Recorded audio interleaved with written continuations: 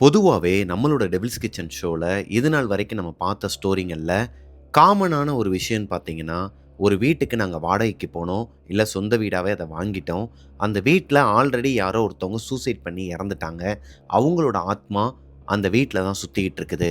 அது தெரியாமலே நாங்க அங்க போனதுக்கு அப்புறமா அதனால அஃபெக்ட் ஆயிட்டோம். அதே மாதிரி தான் வெளிய ஒரு பைபாஸ்ல நாங்க போயிட்டு இருக்கும்போது, அந்த பைபாஸ் ரோட்ல ஆல்ரெடி லாரியிலயோ, பஸ்லயோ அடிபட்டு இறந்த ஒரு பொண்ணோட ஆத்மாவோ, இல்ல ஒரு பையனோட ஆத்மாவோ எங்கள பின்தொடர்ந்து வந்துச்சு. இப்போ இதுல காமனான ஒரு விஷயம் என்னன்னு பார்த்தீங்கன்னா, ஒருத்தவங்க ரோட்லயோ, இல்ல வீட்லயோ சூசைட் பண்ணியோ, இல்ல ஆக்சிடென்ட்லயோ இறந்துடுறாங்க. இறந்ததுக்கு அப்புறமா அவங்க இறந்த இடத்திலேயே தான் அவங்களோட ஆத்மா இருக்குது. அந்த ஏரியா பக்கம் யாராச்சும் ஒருத்தவங்க கிராஸ் பண்ணாலோ, இல்ல அவங்கள யாராச்சும் ஒருத்தவங்க டிஸ்டர்ப் பண்ணாலோ தான், அவங்கள அந்த ஆத்மா பின்தொடருது. இதுதான் இது நாள் வரைக்கும் நம்ம பார்த்த தியரிங்க. இதன் அடிப்படையில இப்போ ஆம்புலன்ஸ் எடுத்துக்கோங்களேன். ஆம்புலன்ஸ்ல எவ்வளோ பேர் இறப்பாங்க. நெறைய பேர காப்பாத்துவாங்க. நெறைய பேர் இறந்தும் போவாங்க. அப்படி பார்த்தா, அந்த ஆம்புலன்ஸ்ல இப்போ ஒரு 100 பேர் இறந்துருக்கிறாங்கன்னு வச்சுக்கோங்களேன், வருஷத்துக்கு. அந்த 100 பேரோட ஆத்மாவுமே அந்த ஆம்புலன்ஸ்ல தான் இருக்குமா? அப்போ அந்த ஆம்புலன்ஸ் டிரைவருக்குலாம் எப்படி இருக்கும்? ஏன்னா, அவங்களோட வேலையே அதுதான். அவங்க ஒரு சேவை செஞ்சுகிட்டு இருக்கிறாங்க, சுருக்கமா சொல்ல போணும்னா. அந்த சேவை செஞ்சுகிட்டு இருக்கும்போது, பகல் நேரமா இருக்கட்டும், இரவு நேரமா இருக்கட்டும், அந்த ஆம்புலன்ஸ்க்குள்ள அவங்களுக்கு எப்பேர்ப்பட்ட ஒரு அட்மாஸ்பியர் இருக்கும்? அவங்க அந்த பேயெல்லாம் பார்த்துருப்பாங்களா? பார்த்துருக்க மாட்டாங்களா? இப்படி பல கேள்விகள் எனக்குள்ள இருந்துச்சுங்க. மேபி உங்களுக்குமே இந்த கேள்விகள்லாம் இருந்திருக்கலாம். அதுக்கு பதில் சொல்ற விதமா தான் இன்னைக்கு நம்ம பார்க்க போற ஸ்டோரி அமைய போகுதுங்க. ஒரு ஆம்புலன்ஸ் டிரைவருக்கு அந்த ஆம்புலன்ஸ்குள்ள வச்சு நடந்த ஒரு அமானுஷ்ய ஸ்டோரிய பத்தி தான் இன்னைக்கு நம்மளோட ஷோல பார்க்க போறோம். இது நாள் வரைக்கும் நம்ம பார்த்த ஸ்டோரியை விட இன்னைக்கு நம்ம பார்க்க போற ஸ்டோரி ரொம்பவே த்ரில்லிங்கா இருக்குங்க. தயவு செஞ்சு மாசமா இருக்கிறவங்க யாருமே, அதாவது பிரெக்னன்ட் லேடிஸ் யாருமே இந்த ஸ்டோரியை பார்க்காதீங்க. ஷோக்குள்ள போறதுக்கு முன்னாடி நம்மளோட சேனலை சப்ஸ்கிரைப் பண்ணாதவங்க சப்ஸ்கிரைப் பண்ணிக்கோங்க. பக்கத்தில் இருக்க பெல் ஐக்கானை தட்டி விட்டுருங்க. வாங்க ஸ்டோரிக்குள்ள போலாம். Welcome to our show Devil's kitchen.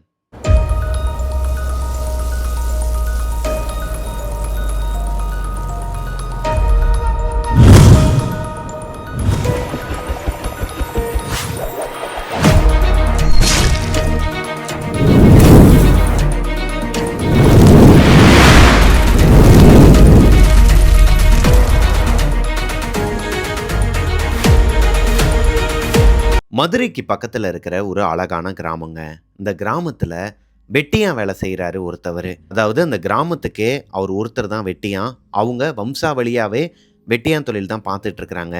அவருக்கு மொத்தம் 2 பசங்க. ஒருத்தர் பேரு பிரபு, இன்னொருத்தர் பேரு குமார். இந்த பிரபுங்கிறவர் தான் மூத்த பையன், குமாருங்கிறவர் சின்ன பையன். பிரபுவும் குமாரும் அவங்களோட வீட்டில் வளர்ந்ததை விட மயானத்தில் அவங்க அப்பா கருப்புசாமி கூட வளர்ந்தது தான் அதிகம்.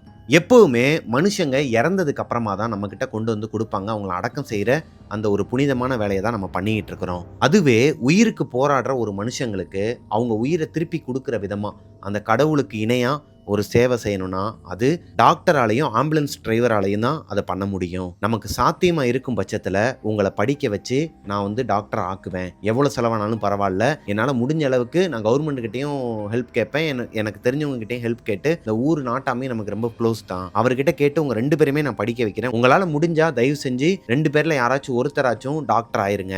இந்த குடும்ப தொழில் என்னோட போகட்டும், உங்கள யாராச்சும் ஒருத்தர் படிச்சு பெரிய ஆள் ஆகணும் அப்படிங்கிற மாதிரி சொல்லிட்டு இருக்கிறாருங்க. கொஞ்ச நாட்கள் அப்படியே கடந்து போகுது. இவங்க 2 பேருமே மயானத்துல அவங்க அப்பா கூடயே தான் எப்பயுமே தங்கி இருப்பாங்க. இவங்க 2 பேருக்கும் அம்மா கிடையாது. குமார் தான் இளைய பையன் இல்லையா, பிரசவத்தப்பையே அவங்க அம்மா இறந்துடுறாங்க. என்னதான் பிரபுவையும் குமாரையும் அவங்க அப்பா கருப்பசாமி இவ்வளவு தூரத்துக்கு ஒரு மாதிரி மோட்டிவேஷனலா பேசி சின்ன வயசுல இருந்து அவங்கள மைண்ட் செட் பண்ணாலும், அவங்க 2 பேரும் சின்ன பசங்க தான் இல்லையா. அவங்களுக்கு இருக்கிற நாலேஜ் என்ன அப்படின்னா, வெளியே போயிட்டு, அதாவது படிக்கிறதுக்கு ஸ்கூலுக்கு போகிற இடத்துல வெளியே போயிட்டு கிரிக்கெட் விளாட்லாம், ஃப்ரெண்ட்ஸோடு சேர்ந்து கபடி ஆடலாம். ஏன்னா இங்கே இருந்தால் ஃபுல் அண்ட் ஃபுல் அவங்களுக்கு ஒர்க் என்னன்னு பார்த்தீங்கன்னா, எதனா இறந்தவங்களோட ஒரு சடலத்தை கொண்டு வருவாங்க, அதுக்குண்டான காரியத்தை பண்ணணும், அதுக்குண்டான அந்த விறகு வைக்கிறதுலேருந்து எல்லாத்தையுமே இவங்க தான் வெட்டுறதுலேருந்து எல்லாமே பார்க்கணும். அது போக அந்த பொணம் எரிஞ்சு முடிஞ்சதுக்கப்புறமா நைட்டு உட்காந்து எரிச்சிட்டு இருக்கும்போது இந்த வெடித்து மேலெல்லாம் ஒரு மாதிரி ஊதி வருங்க. அதெல்லாம் பார்க்குறதுக்கே ஒரு மாதிரி பயமாக இருக்குன்னு வச்சுக்கோங்க.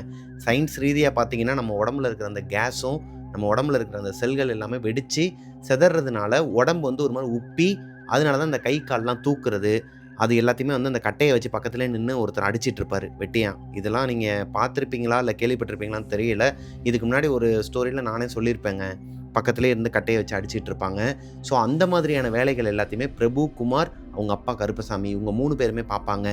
இதனாலேயே அந்த பசங்களுக்கு ஸ்கூலுக்கு போனா படிக்கிறதுக்கு இருக்கிற அந்த இன்ட்ரெஸ்ட்ட விட வெளிய போய் விளையாடுறது, அவங்களோட ஃப்ரெண்ட்ஸோட டைம் ஸ்பெண்ட் பண்றது, கிணத்துல போய் குளிக்கிறது, அப்புறம் அவங்க ஊர் எல்லையில ஒரு கருப்பசாமி கோயில் இருக்குமாம். அது காட்டுக்குள்ள தான் இருக்குமாங்க. யூசுவல் எல்லா இடங்கள்லயும் இருக்கிற மாதிரி சில சமூகத்தினர்லாம் வந்து இந்த இடத்துக்குள்ள வரக்கூடாது.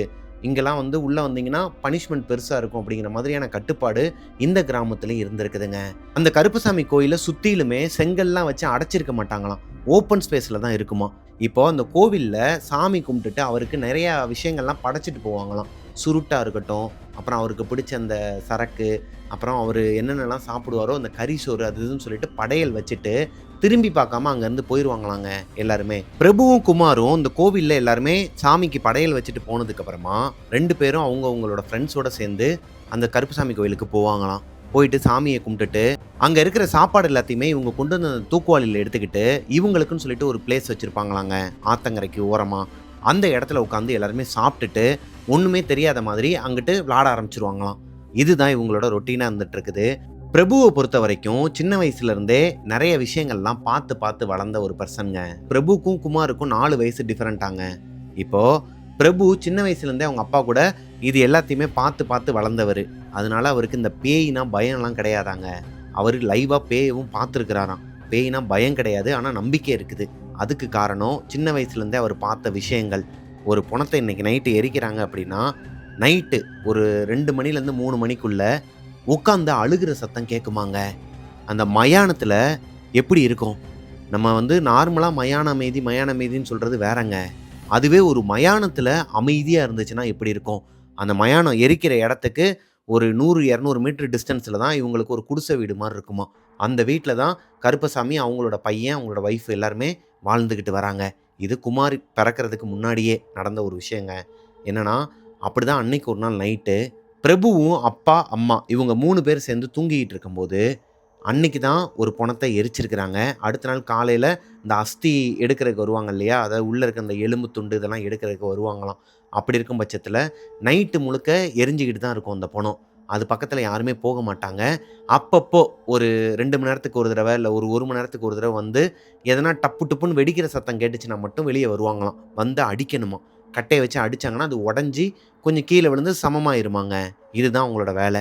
அப்படி தான் அன்னைக்கு நைட்டு அவங்க அப்பா 1 மணி வரைக்குமே அந்த பொணத்துக்கு பக்கத்துலேயே இருந்து அடி அடின்னு அடித்து ஓரளவுக்கு ஓகே அதுவே அஸ்தி ஆயிரும் அப்படிங்கிற ஒரு ரேஞ்சில் இருக்கும் இல்லையா, அந்த கன்சிஸ்டன்ட்டுக்கு வந்ததுக்கப்புறமா அவர் வீட்டுக்குள்ளே வந்து படுத்து தூங்க ஆரம்பிக்கிறாரு. ஏன்னா இந்த டைமில் தான் அவங்க அம்மா வந்து ப்ரெக்னெண்ட்டாக இருக்கிறாங்க. குமார் வந்து வயிற்றுக்குள்ளே இருக்கிறாரு 6 மாதம்.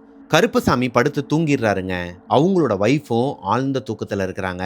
இப்போ திடீர்னு வெளியே எப்படி ஒரு அழுகுரல் கேட்குதுங்க. யாரோ பயங்கரமா உட்காந்து அழுதுகிட்டு இருக்கிறாங்க. வெடிக்கிற சத்தமும் கேட்குது. இந்த சத்தத்துல டிஸ்டர்ப் ஆகி பிரபு எந்திரிக்கிறாரு. பிரபுக்கு 6 வயசுங்க. 6 வயசு பையன் எந்திரிச்சு அவங்க அப்பா அம்மா 2 பேரையும் பார்க்கறாரு. ஆழ்ந்த தூக்கத்துல இருக்கிறாங்க. வெளியே பயங்கரமா அழுகுரல் கேட்குது. யாரா இருக்குன்னு சொல்லிட்டு கொஞ்சம் கூட யோசிக்காம கதவை ஓபன் பண்ணிட்டு வெளியே போறாரு. அந்த பொணம் எரிஞ்சு அணைஞ்சிருக்கும் இல்லையா, ஒரு மாதிரி வெந்து தணிஞ்சிருக்கும்னு சொல்லுவாங்க இல்லையா, அந்த மாதிரி வெந்து தணிஞ்சிருக்குது.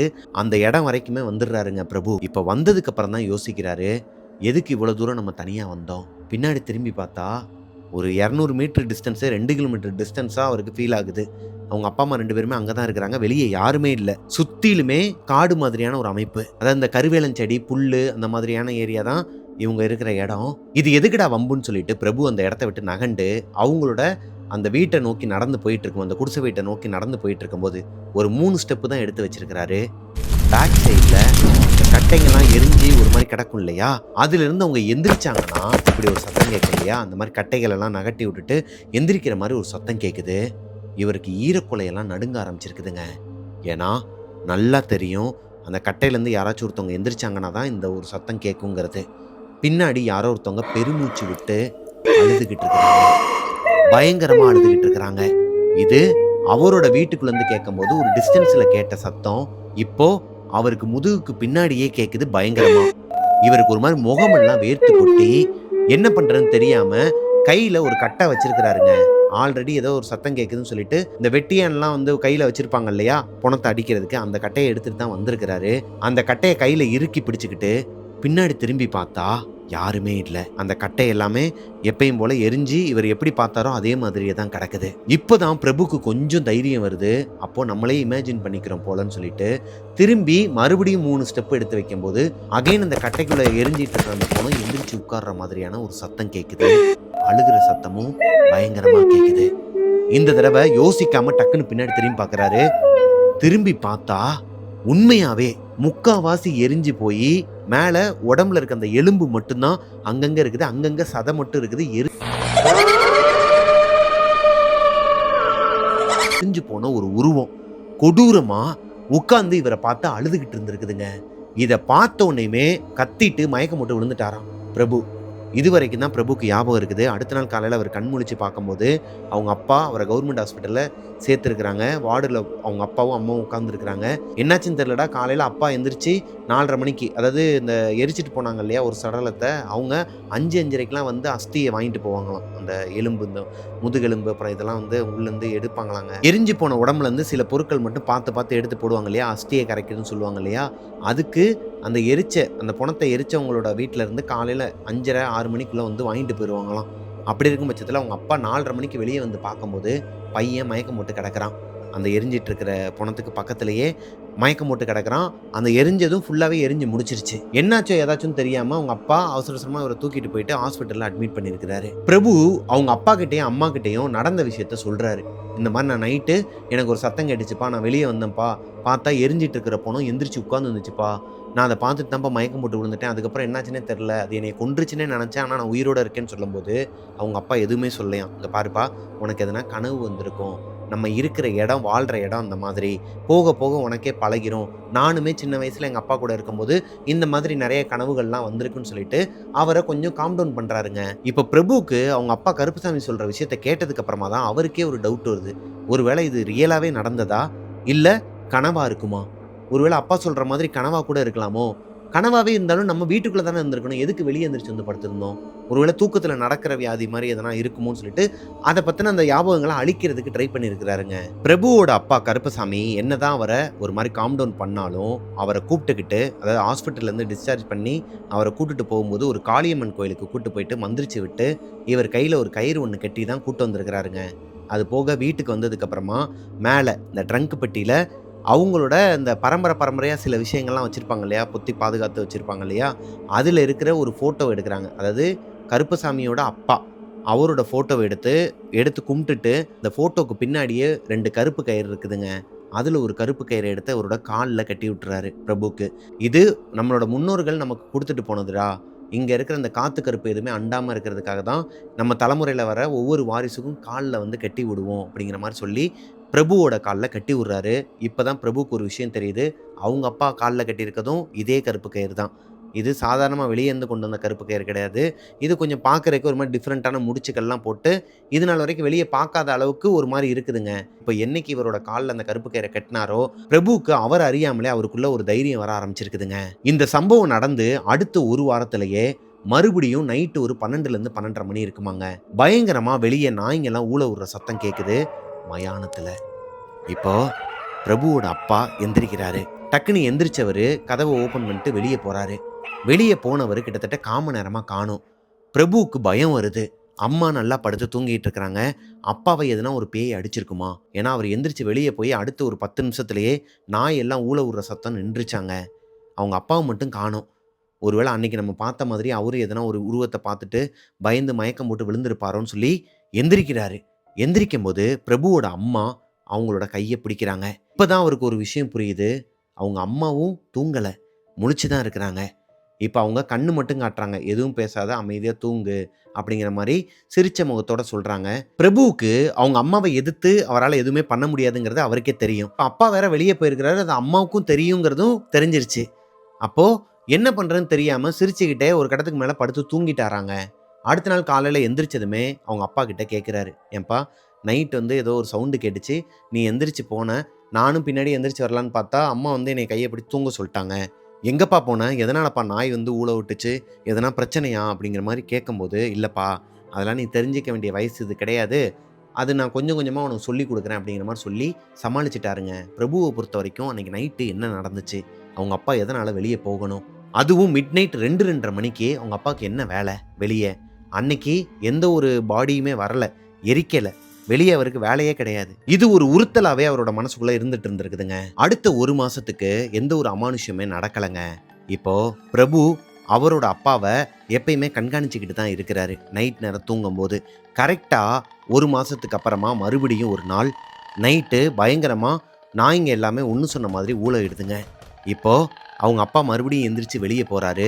அவங்க அம்மா இந்த தடவை நல்லா படுத்து தூங்கிட்டு இருக்கிறாங்க. பிரபு கண்முழிச்சு பார்க்கும்போது அவங்க அம்மாவை கூர்ந்து கவனிக்கிறாரு. அவங்க அம்மா நல்லா தான் தூங்கிட்டு இருக்கிறாங்கிற பட்சத்தில் எந்திரிச்சு டோரை மெதுவாக ஓப்பன் பண்ணிட்டு வெளியே வராருங்க. வெளியே வந்து பார்த்தா அன்னைக்கு அவங்களோட மயானத்தில் ஒரு சடலம் வந்திருக்குது. அது எரிஞ்சிக்கிட்டு இருக்குது. எரிஞ்சிட்டு இருக்கிற அந்த சத்தம் மட்டும்தான் இவர் காதுக்கு பயங்கரமாக கேட்குதே தவிர்த்து அவங்க அப்பா பக்கத்தில் நிற்கலை. அந்த கட்டையை வச்சுக்கிட்டு பக்கத்துல நின்று அடிக்கலை. அந்த இடத்துலயே அவர் இல்லை. எங்கே போனாலும் தெரியாமல் சுற்றி சுற்றி தேடிக்கிட்டே இருக்கிறாரு. திடீர்னு ஒரு இடத்துல ஒரு ஆடு பயங்கரமாக இப்படி கத்துற சத்தம் கேட்குதுங்க. இவங்களோட அந்த மயானம் எரிஞ்சிட்டு இருக்கு இல்லையா போனோம், அங்கேருந்து ஒரு 800 மீட்டர் டிஸ்டன்ஸில் ஒரு புளிய மரம் இருக்குமாங்க. அந்த புளிய மரத்துக்கு பின்னாடி இருந்து தான் அந்த சத்தம் பயங்கரமாக கேட்குது. இப்போ பிரபு கொஞ்சம் கூட யோசிக்காம 6 வயசு பையன் பயப்படாம வேமா ஓடி போய் பார்க்குறாருங்க. நைட்டு ஒரு 1 மணிலேருந்து 1:30 மணிக்குள்ள இந்த ஒரு சம்பவம் நடந்துட்டு இருக்குது. வேமா ஓடி போய் பார்க்கும்போது புளிய மரத்துக்கு அந்த பக்கம் அந்த ஆட்டை, முழு ஆட்டை அவங்க அப்பா கருப்பசாமி எடுத்து கடிச்சு குடிச்சிக்கிட்டு இருந்திருக்கிறாருங்க. அதோட ரத்தத்தை உறிஞ்சிக்கிட்டு இருக்கிறாரு. அதை அவரோட பையன் பிரபு கண்ணால் பார்த்துடுறாரு. அவங்க அப்பாவாகவே இல்லை, அவரோட உடம்புக்குள்ளே வேற யாரோ ஒருத்தவங்க இருக்கிறாங்க. அவரோட கண்ணு எல்லாமே ஒரு மாதிரி மேலே தூக்கிக்கிட்டு வெள்ளை கலரில் இருக்குது. ஃபுல்லாக ஒரு மாதிரி ஒயிட்டாக தான் இருக்குது. அவரோட குரலும் டபுளாக ஒரு பொண்ணோட குரல் கலந்து கேட்குது. பயந்து போய் பிரபு எதுவுமே பேசாமல் அங்கேருந்து வேமா ஓடி வந்துடுறாரு. அவர் கடைசியாக பார்த்த விஷயம் அந்த ஆட்டை ரத்தமும் சதையும் சேர்ந்து அவங்க அப்பா ஃபுல்லாக குடிச்சு சக்கையாக தூக்கி போட்டுறாரு. போட்டதுக்கப்புறமா வானத்தை பார்த்து ஒரு மாதிரி அகாலமாக சிரிச்சிருக்கிறாருங்க. ரொம்பவே ஒரு மாதிரி கொடூரமாக சிரிச்சிருக்கிறாரு. வாயிலேருந்து ஃபுல்லாக பிளட்டாக ஒழுகி அவர் கண்ணுலாம் ஒரு மாதிரி வெள்ளையாக பார்க்குறதுக்கே ஒரு மாதிரி ரொம்ப க்ரீப்பியாக இருந்த பட்சத்தில் இவர் பயந்து போய் வேமா அவங்களோட வீட்டுக்குள்ளே ஓடிடுறாருங்க. அடுத்த நாள் காலையில் எந்திரிச்சதுமே அவங்க அப்பா கிட்டே அம்மா கிட்டே இதை பற்றின எந்த விஷயத்தையும் அவர் கேட்டுக்கல. கருப்பசாமி நைட்டு வேற மாதிரி இருந்தார் இல்லையா, பிரபு பார்க்கும்போது காலையில் அப்படியே ஆப்போசிட்டாக இருக்கிறாராம். எப்பவும் போல் நடந்துக்கிறாராம், எப்பவும் போல் சிரிக்கிறாராம், பேசுகிறாராம். அஸ்தியை வாங்குறதுக்கு ஒருத்தவங்க வராங்களாம், அவங்கக்கிட்ட அதுக்குண்டான வேலையெல்லாம் பார்த்துட்டு இருக்கிறாரு. இப்போ பிரபுக்கு ஒரு சந்தேகம், அப்பா தான் நம்ம பார்த்ததா இல்லை வேற யாராச்சும் அப்பாவோட உடம்புக்குள்ளே பூந்துருக்குறாங்களா? இப்போ அந்த ஆட்டை கடித்து சாப்பிட்ட மாதிரி வயிற்றுக்குள்ளே இருக்கிற நம்மளோட தம்பி பாப்பாவையோ இல்லை பாப்பாவையோ அது எடுத்து சாப்பிடாதுன்னு சொல்லிட்டு என்ன நிச்சயம்? அம்மா கிட்ட எப்படியாச்சும் இந்த விஷயத்த சொல்லிடலான்னு சொல்லிட்டு ரொம்பவே பயந்து போயிருந்த நேரத்தில் தான் அவங்க அம்மா கிட்ட போய், அப்பா வீட்டில் இல்லாத நேரமாக பார்த்து அம்மா கிட்ட போய் சொல்கிறாரு பிரபு, அம்மா இந்த மாதிரிலாம் நடந்துச்சுமா, நான் பார்த்தேம்மா, ஒரு ஆட்டை முழுசாக அப்படியே குடிச்சிட்டாருமா, ரத்தமும் சதையுமா குடிச்சிட்டு சக்கையாக தூக்கி போட்டாரு, டபுள் வாய்ஸ் கேட்டுச்சுமான்னு சொல்லும்போது அவங்க அம்மா கண்டுக்கவே இல்லை. அது சாதாரணமாக நடக்கிறதா, நீ அப்பாவை பார்த்துருக்க மாட்ட, வேற யாராச்சும் பார்த்துருப்ப. இல்லைம்மா நான் அப்பாவை தான் பார்த்தேன்னு சொல்லிட்டு இவர் ஆணித்தனமாக சொல்லும்போது வேற வழியே இல்லாமல் பிரபுவோட அம்மா நடந்த உண்மைகளை சொல்ல ஆரம்பிக்கிறாங்க. ஆக்சுவலி குறிப்பிட்ட அமாவாசைகளில் மட்டும் அவங்க அப்பாவோட உடம்புக்குள்ள சுடுகாட்டு பத்திரகாளி வந்து இறங்குவாங்களாங்க. இது வம்சாவளியாக அவங்களோட குடும்பத்தில் நடந்துக்கிட்டு வர்றது தான். அதாவது கருப்பசாமி அவரோட குடும்பத்தில் நடந்துக்கிட்டு வர்றது தான். அவங்களோட உடம்புக்குள்ளே அந்த அம்மா வந்து இறங்கும்போது அவங்க வீட்டுக்குள்ளே இருக்கக்கூடாது. அப்படி ஒருவேளை வீட்டுக்குள்ளே இருந்தாங்க அப்படின்னா என்ன வேணாலும் நடக்கலாம், உயிர் பலி கூட நடக்கலாம், வீட்டுக்குள்ளே இருக்கிறவங்களோட உயிருக்கு ஆபத்தாக கூட அமையலாங்கிற பட்சத்தில் வெளியே அவங்களுக்கு சிக்னல் கொடுக்கும் போதே இந்த நாய்ங்க எல்லாமே, ஸ்ட்ரீட் டாக் எல்லாமே சேர்ந்து ஒன்றா ஊழையிடுறது இல்லை வேற எதனா ஒரு அமானுஷ்ய சத்தங்கள்லாம் கேட்குமாங்க. இதுதான் அவங்களுக்கு சிம்டம்ஸாம். இந்த சத்தம் கேட்டுருச்சுன்னா ஒவ்வொரு அமாவாசைக்கு வெயிட் பண்ணுவாங்களாம். ஒவ்வொரு அமாவாசை அதுவுமா கருப்பசாமி தூங்கவே மாட்டாராங்க. எந்த அமாவாசைக்கு அவர் வெளியே போகணுங்கிறத அவர் தீர்மானிக்கிறது கிடையாது. அதாவது இந்த சுடுகாட்டு பத்திரகாளி தான் தீர்மானிக்கணும். அப்படி இருக்கும் பட்சத்தில் அவங்க குடும்பத்துக்கு ஆல்ரெடி ஒரு சாபக்கேடு இருக்குது. அதன் காரணமாக தான் அந்த அம்மாவுக்கு இந்த ஒரு பரிகாரத்தை ஒவ்வொரு அமாவாசைக்கும் பண்ணிக்கிட்டு வராங்க. அதாவது ஒரு குறிப்பிட்ட அமாவாசைக்கு மட்டும் பண்ணிக்கிட்டு வராங்க. அதுக்காக தான் உங்கள் அப்பா எந்திரிச்சு வெளியே போயிருக்கிறாரு. அவரோட உடம்புக்குள்ளே நீ பார்த்தது பேய் கிடையாது, சுடுகாட்டு பத்திரகாளி. அவங்க தான் அவரோட உடம்புக்குள்ளே இறங்கி அந்த ரத்தத்தை வந்து காவு கேட்பாங்க அப்படிங்கிற மாதிரி அவங்க அம்மா சொல்கிறாங்க. இது எல்லாமே 6 வயசு பையனுக்கு எப்படிங்க இருக்கும்? ஒரு மாதிரி கை கால்லாம் உதட்டம் கொடுத்துருக்குதுங்க. பிரபுவோட அம்மா நான் உங்ககிட்ட இந்த விஷயத்த சொன்னதை தயவு செஞ்சு உங்கள் அப்பா கிட்ட மட்டும் சொல்லிடாதங்கிற மாதிரி சத்தியமும் வாங்கிடுறாங்க. பிரபுவுக்கு ரொம்ப பயம் வந்திருக்குதுங்க அவங்க அப்பாவை பார்க்கும்போதெல்லாம். ஒருவேளை அப்பா நம்மளையோ இல்லை அம்மாவையோ கடிச்சு சாப்பிட்ருவாரோ அப்படிங்கிற ஒரு பயம் வந்திருக்குது.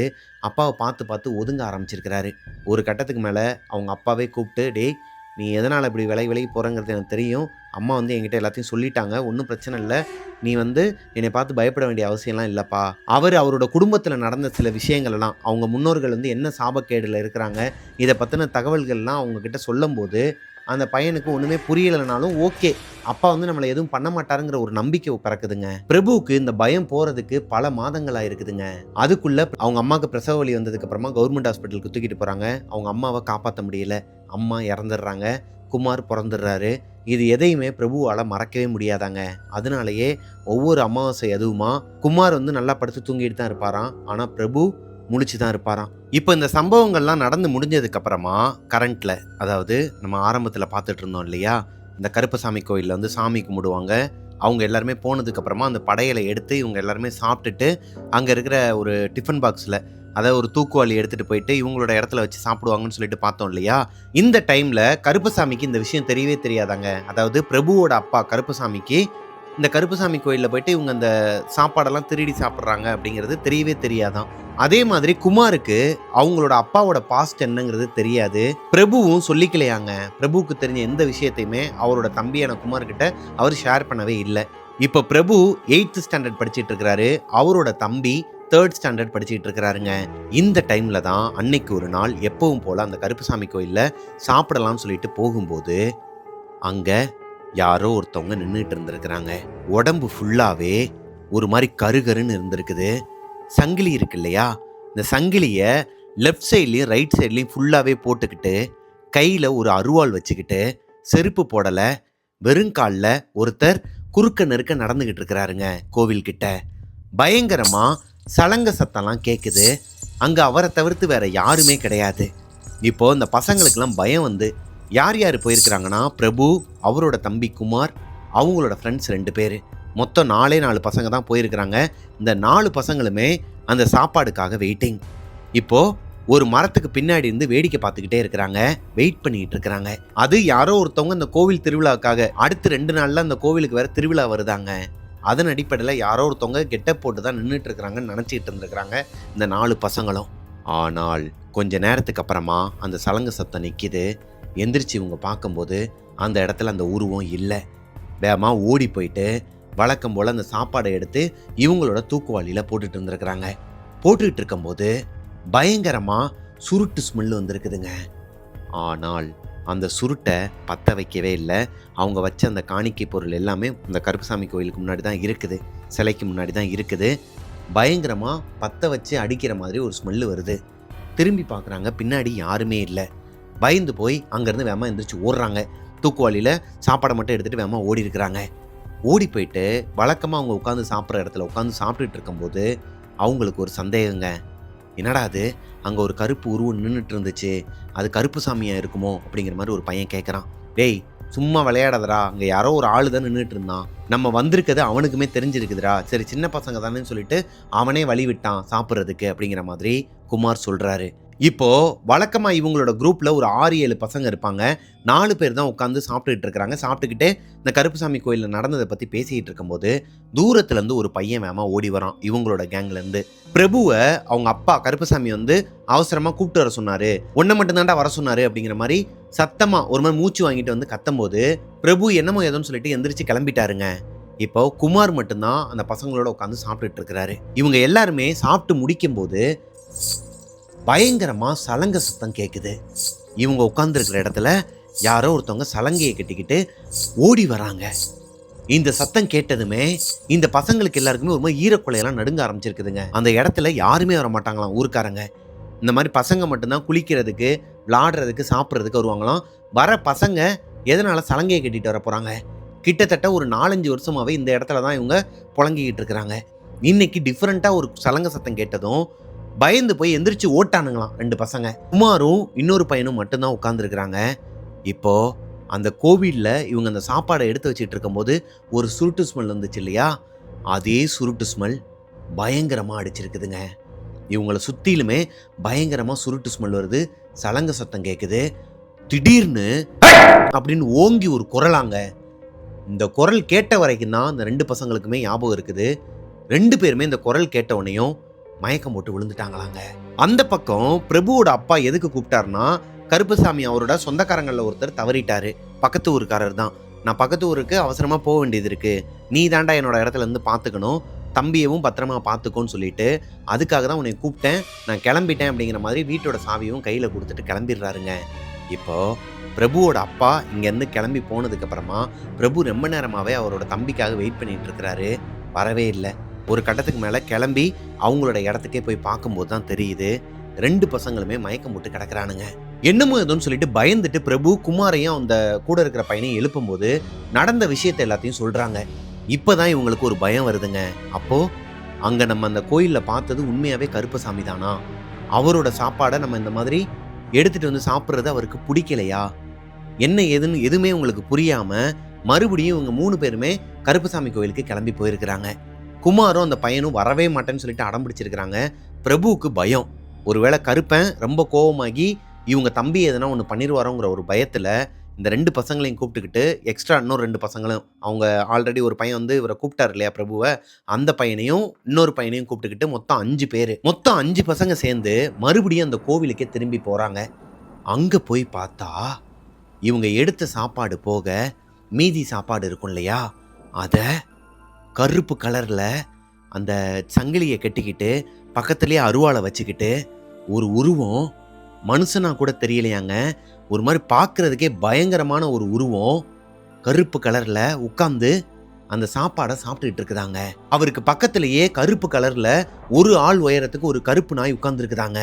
இதை பார்த்ததுமே இந்த 5 பசங்களுக்கும் ஒரு மாதிரி உடம்பே சிலிர்த்து போயிருது. பயத்துல அங்கிருந்தே கையெடுத்து கும்பிட்டு மன்னிப்பு கேட்டுட்டு மெதுவா அந்த இடத்த விட்டு மூவ் பண்ணி வந்துடுறாங்க. இந்த விஷயத்தை யாருக்கிட்டையுமே சொல்லக்கூடாதுன்னு சொல்லிட்டு பிரபு சொல்றாரு. ஆனால் கூட இருந்த பசங்க வளரிடுறானுங்க. சாமியை பார்த்தோம், கருப்பசாமி கோயிலில் போய் இப்படி சாப்பாடை எடுத்து சாப்பிட்டோம், அங்கே வந்து ஒரு உருவத்தை பார்த்தோம்னு சொல்லிட்டு எல்லாருக்கிட்டையும் சொல்லும்போது இப்போ ஊரில் ஒரு பெரிய பஞ்சாயத்தே வருதுங்க. என்னன்னா, அந்த கோயிலுக்குள்ளே இந்த பசங்கள்லாம் வரக்கூடாது. பிரபு, அவரோட தம்பி குமார், அப்புறம் அதில் இன்னொரு பையன், இந்த 3 பையனை தவிர்த்து மற்றவங்க எல்லாருமே இந்த கோயிலுக்குள்ளே வரலாங்கிற மாதிரி அவங்களுக்குள்ள ஒரு கீழ்புத்தி இருக்குதுன்னு வச்சுக்கோங்களேன்.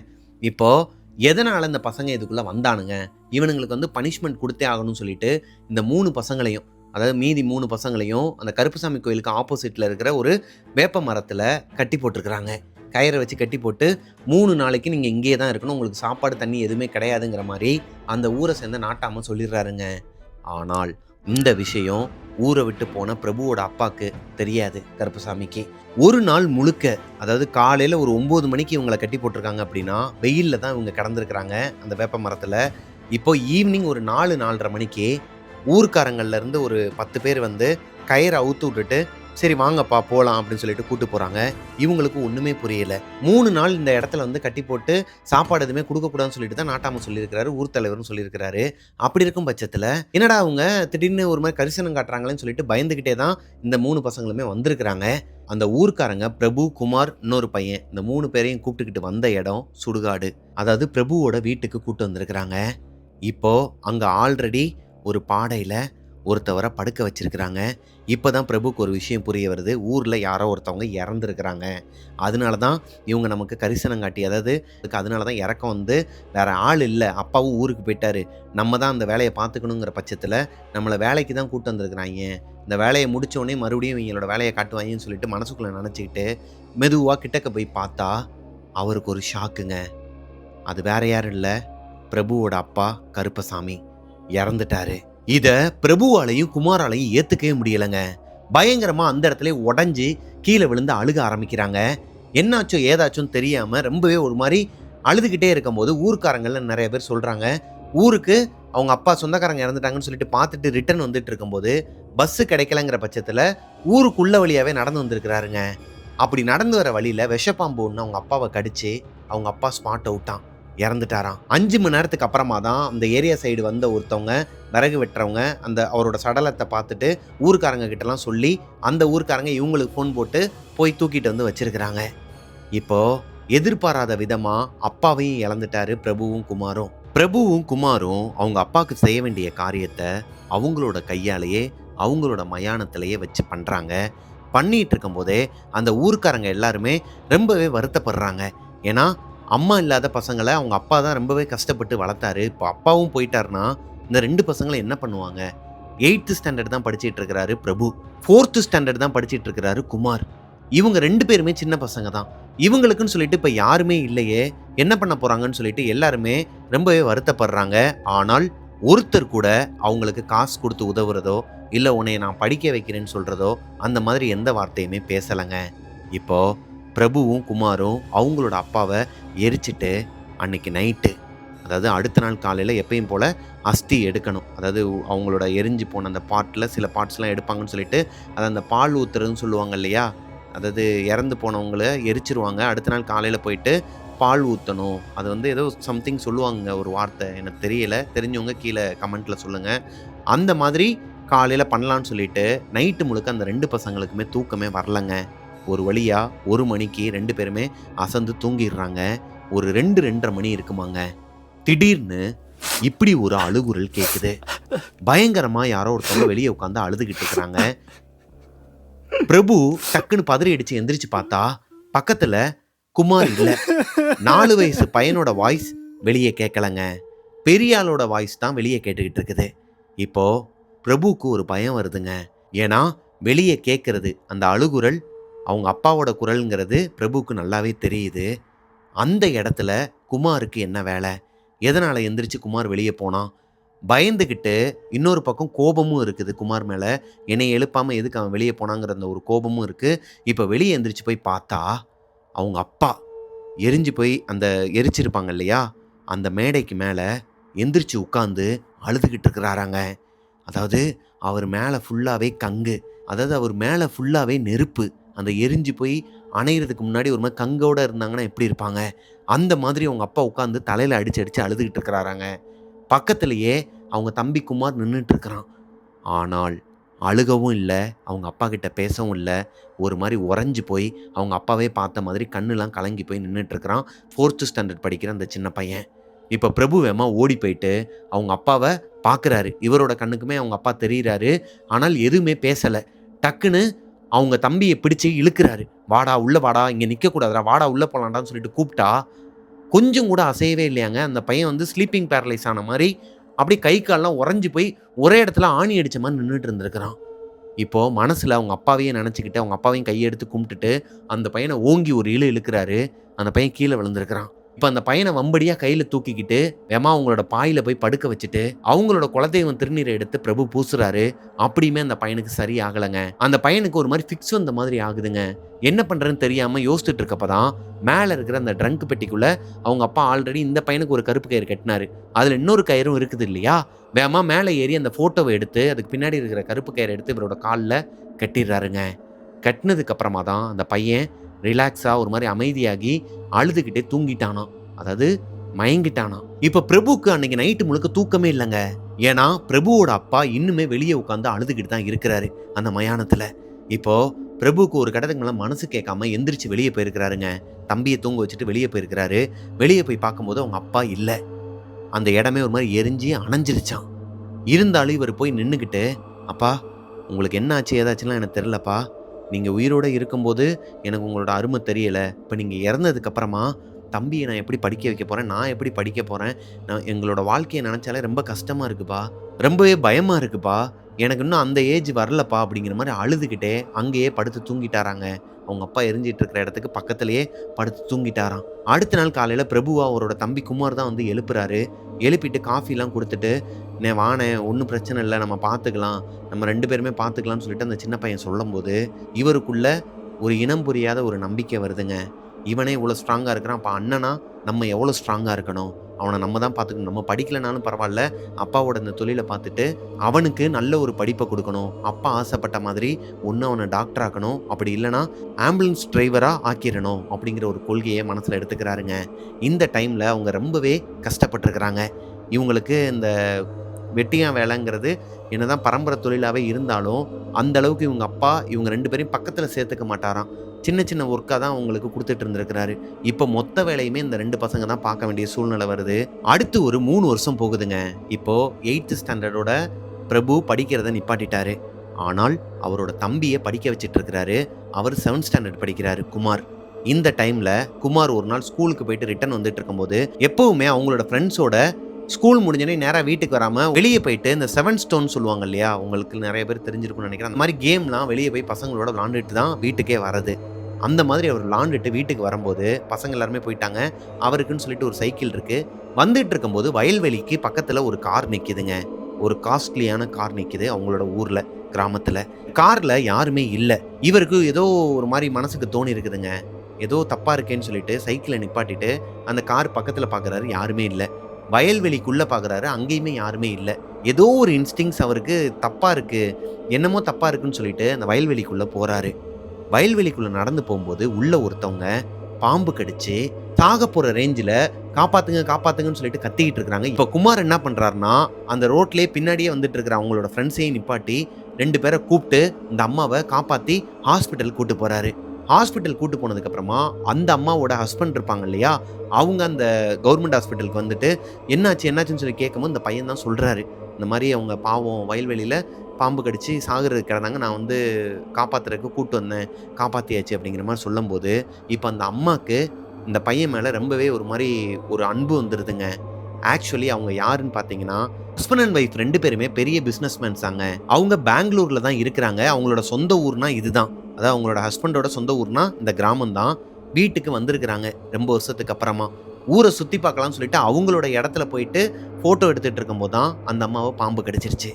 இப்போ தன்னோட உயிரை காப்பாத்தின இந்த பையனை தன்னோட பையனாவே பார்க்க ஆரம்பிச்சிட்டாங்க அந்த அம்மா. அதாவது குமார. ஏன்னா அவங்களுக்கும் கல்யாணம் ஆகி கிட்டத்தட்ட 10, 15 வருஷம் ஆகுது. குழந்தையே கிடையாது. ஊர்ல இருக்கிறவங்க எல்லாருமே அவங்கள ரொம்பவே ஒரு மாதிரி மனசை நோகடிக்கிற மாதிரி தான் பேசிட்டு இருக்கிறாங்க. சொந்தக்காரங்க எல்லாருமே கிராமத்து சைடு எப்படி பேசுவாங்கன்னு உங்களுக்கே தெரியும். ரொம்பவே மனசை வேதனைப்படுத்துற மாதிரிலாம் பேசிட்டு இருப்பாங்களாங்க. இப்போ அந்த அம்மா என்ன சொல்றாங்கன்னா அவங்க ஹஸ்பண்டு கிட்ட, என் உயிரை காப்பாத்தின இந்த பையன் நம்ம ஏன் வந்து தத்தெடுத்துக்க கூடாது? ஏன்னா குமார பத்தின விஷயங்கள் எல்லாத்தையுமே விசாரிக்கிறாங்க. குமார் அந்த ஊரை சேர்ந்த வெட்டியான் ஒருத்தருக்கு பிறந்த பையங்கிறதும் அவங்களுக்கு தெரியும். அப்பா அம்மா 2 பேருமே இல்லாம இந்த 2 பசங்களும் கஷ்டப்படுறாங்கங்கிறதும் அவங்களுக்கு தெரியும். அப்படி இருக்கும் பட்சத்துல இந்த 2 பசங்களையும் நம்ம ஏன் தத்தெடுத்துக்க கூடாது? இப்போ அவங்க ஹஸ்பண்டுக்கு ஒரு மாதிரி மண்டையில ஏறிக்குதுங்க. ஏன்னா அவங்கலாம் இந்த ஊர் சைடு ஆல்ரெடி நம்ம அந்த ஊர் தலைவர் இவங்கலாம் பார்த்தோம் இல்லையா, அவங்களோட சொந்தக்காரங்க தான் இவங்கலாம். இப்போ இத போயிட்டு நான் ஊருக்குள்ள சொன்னேன்னா என்னைய என்ன நினைப்பானுங்க? ஒண்ணு பண்ணு, 2 பேரையும்லாம் கூப்பிடாத.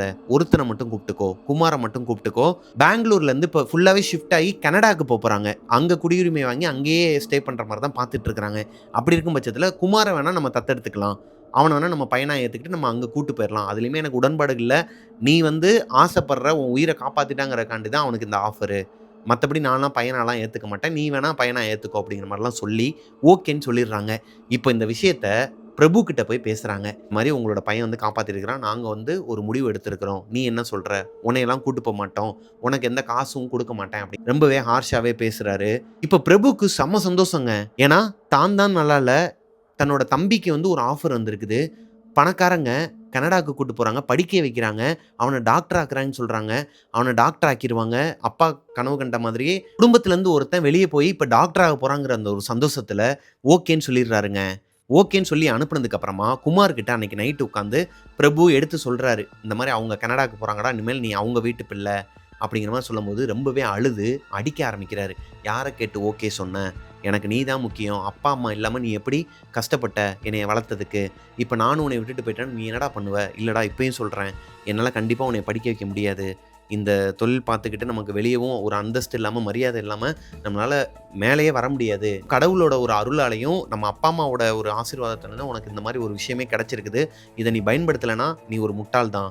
இதை பயன்படுத்தலைன்னா நான் ஒரு குற்றவாளி தான். தயவு செஞ்சு போன்னு சொல்லிட்டு அவருக்கு எடுத்து சொல்றாரு. என்னதான் இருந்தாலும் அண்ணன் இல்லையா, கூட பிறந்தவர், அவரை விட்டுட்டு போறதுக்கு அவருக்கு மனசே இல்லாம அழுதுகிட்டே படுத்து தூங்கிட்டாராங்க. அன்னைக்கு நைட்டு, அதாவது இந்த சம்பவம் நடந்த அன்னைக்கு நைட்டு ஒரு மணி இருக்குமாங்க. திடீர்னு பயங்கரமா இப்படி நாய் எல்லாமே ஊழ விடுற சத்தம் கேட்குது. பிரபுக்கு ஒரு மாதிரி முகமெல்லாம் வேர்த்து போய் பயங்கரமா ஒரு மாதிரி நெஞ்செல்லாம் படபடன்னு அடிக்க ஆரம்பிச்சு டக்குன்னு எந்திரிச்சு உட்கார்றாருங்க. உட்காந்துட்டு பக்கத்துல பார்த்தா அவரோட தம்பியை காணோம். அப்படியே கேலண்டரை பார்க்குறாரு. இன்னைக்கு அமாவாசை. அமாவாசை அதுவுமா நைட்டு அவங்க தம்பியை காணோம். வெளியே நாய் எல்லாமே ஊழ விட்டுட்டு இருக்குது.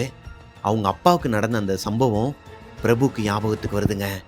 அப்போ வம்சாவளியா இது வந்து தொடர்ந்து வந்துகிட்டு இருக்குதுன்னு அவங்க அப்பா சொன்னார் இல்லையா? அப்போ அவங்க அப்பாவுக்கு அடுத்து பிரபுக்கு தானே வந்திருக்கணும், பிரபு தானே மூத்த பையன். ஒருவேளை அவங்களோட பரம்பரை சாபம் அவங்க தம்பியை தொடருதா? இப்போதான் அந்த பையனுக்கு ஒரு நல்ல வாழ்க்கை அமைஞ்சிருக்குது, நல்லபடியாக அவனை அனுப்பிச்சி வச்சிடலாம்னு சொல்லிட்டு இவர் கனவு கண்டுட்டு இருக்கும்போது இப்படி ஒரு சம்பவம் நடந்துச்சுன்னா அவருக்கு எப்படிங்க இருக்கும்? பயந்து போய் எந்திரிச்சு வெளியே ஓடி வராரு. மயானத்தில் எந்த ஒரு பாடியுமே கிடையாது, எதையுமே எரிக்கலை. ஆனால் அந்த இடத்துல ஒரு மாதிரி நெருப்பு பிடிச்சி எரிஞ்சிட்டு இருக்குதுங்க. அந்த இடத்துல கட்டையும் வைக்கல, அதுக்கேற்ற எந்த செட்டப்புமே அவங்க பண்ணலை. 2 நாளாகவே எந்த ஒரு சாவுமே விழுகலை அவங்களோட ஊரில். அப்படி இருக்கும் பட்சத்தில் அந்த மயானம் எரிஞ்சிக்கிட்டு இருக்குது. அதாவது இவர் 4th ஸ்டாண்டர்ட் படிச்சுட்டு இருக்கும்போது அவங்க அப்பாவுக்கு நடந்தப்போ வெளியே வந்து பார்த்தப்போ எப்படி நெருப்பு எரிஞ்சிட்டு இருந்துச்சோ அதே மாதிரியே ஒரு நெருப்பு எரிஞ்சிக்கிட்டு இருக்குது. அதே மாதிரி 800 மீட்டர் தொலைவில் ஒரு ஆடு கத்துற சத்தமும் கேட்குது. பயந்துக்கிட்டே வேகமா ஓடி போய் பார்த்தா அந்த புளிய மரத்துக்கு பின்னாடி அவங்க அப்பா எப்படி அந்த ஆட்டை கடிச்சு ரத்தத்தை உறிஞ்சாரோ, அவங்க அப்பா என்ன பண்ணாரோ அதே மாதிரி குமாரும் பண்றாருங்க. அவருக்கும் கண்ணுலாம் மேலே போயிருக்குது. ஆனால் இந்த தடவை பிரபு பயப்படாம அவருக்கு முன்னாடி போய் நின்னுக்கிட்டு அந்த சுடுகாட்டு பத்திரகாளிய எதிர்க்கிறாரு. உனக்கு என்னம்மா பிரச்சனை, ஏமா இப்படி பண்ற, இவனுக்கு இப்பதான் ஒரு நல்ல காலம் அமைஞ்சிச்சு, அவனோட வாழ்க்கையே மாறப்போகுதுன்னு சொல்லிட்டு நான் சந்தோஷமா தூங்குறது உனக்கு பிடிக்கலையா? இந்த பரம்பரை சாபம் எனக்கு கொடு, அவனை விட்டுரு, அவன் போய் நல்லா இருக்கட்டும் சொல்லிட்டு அழுக ஆரம்பிக்கிறாரு. இப்போ அந்த சுடுகாட்டு பத்திரகாளி அவங்க தம்பியோட உடம்புக்குள்ள இருக்கிறாங்க. கொஞ்சம் கூட யோசிக்காம இவரோட முடியை பிடிச்சு ஆஞ்சி கழுத்தை பிடிச்சு நெரிக்க ஆரம்பிச்சிருக்குதுங்க. அடுத்த ஃபிராக்ஷன் ஆஃப் த செகண்ட்ல ஒரு உயிர் போக போகுதுங்கிற நிலைமையில பயங்கரமா இப்படி ஒரு நாய் ஒண்ணு கத்திக்கிட்டு ஓடி வந்திருக்குதுங்க.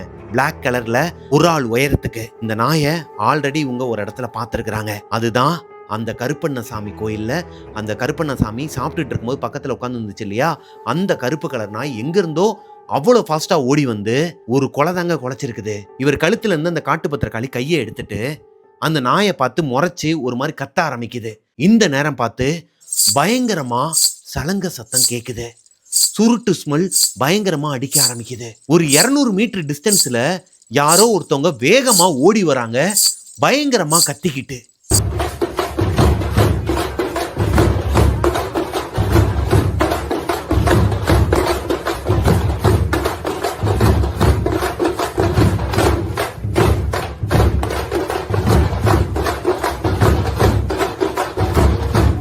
இது வரைக்கும் தான் பிரபுக்கு ஞாபகம் இருக்கு.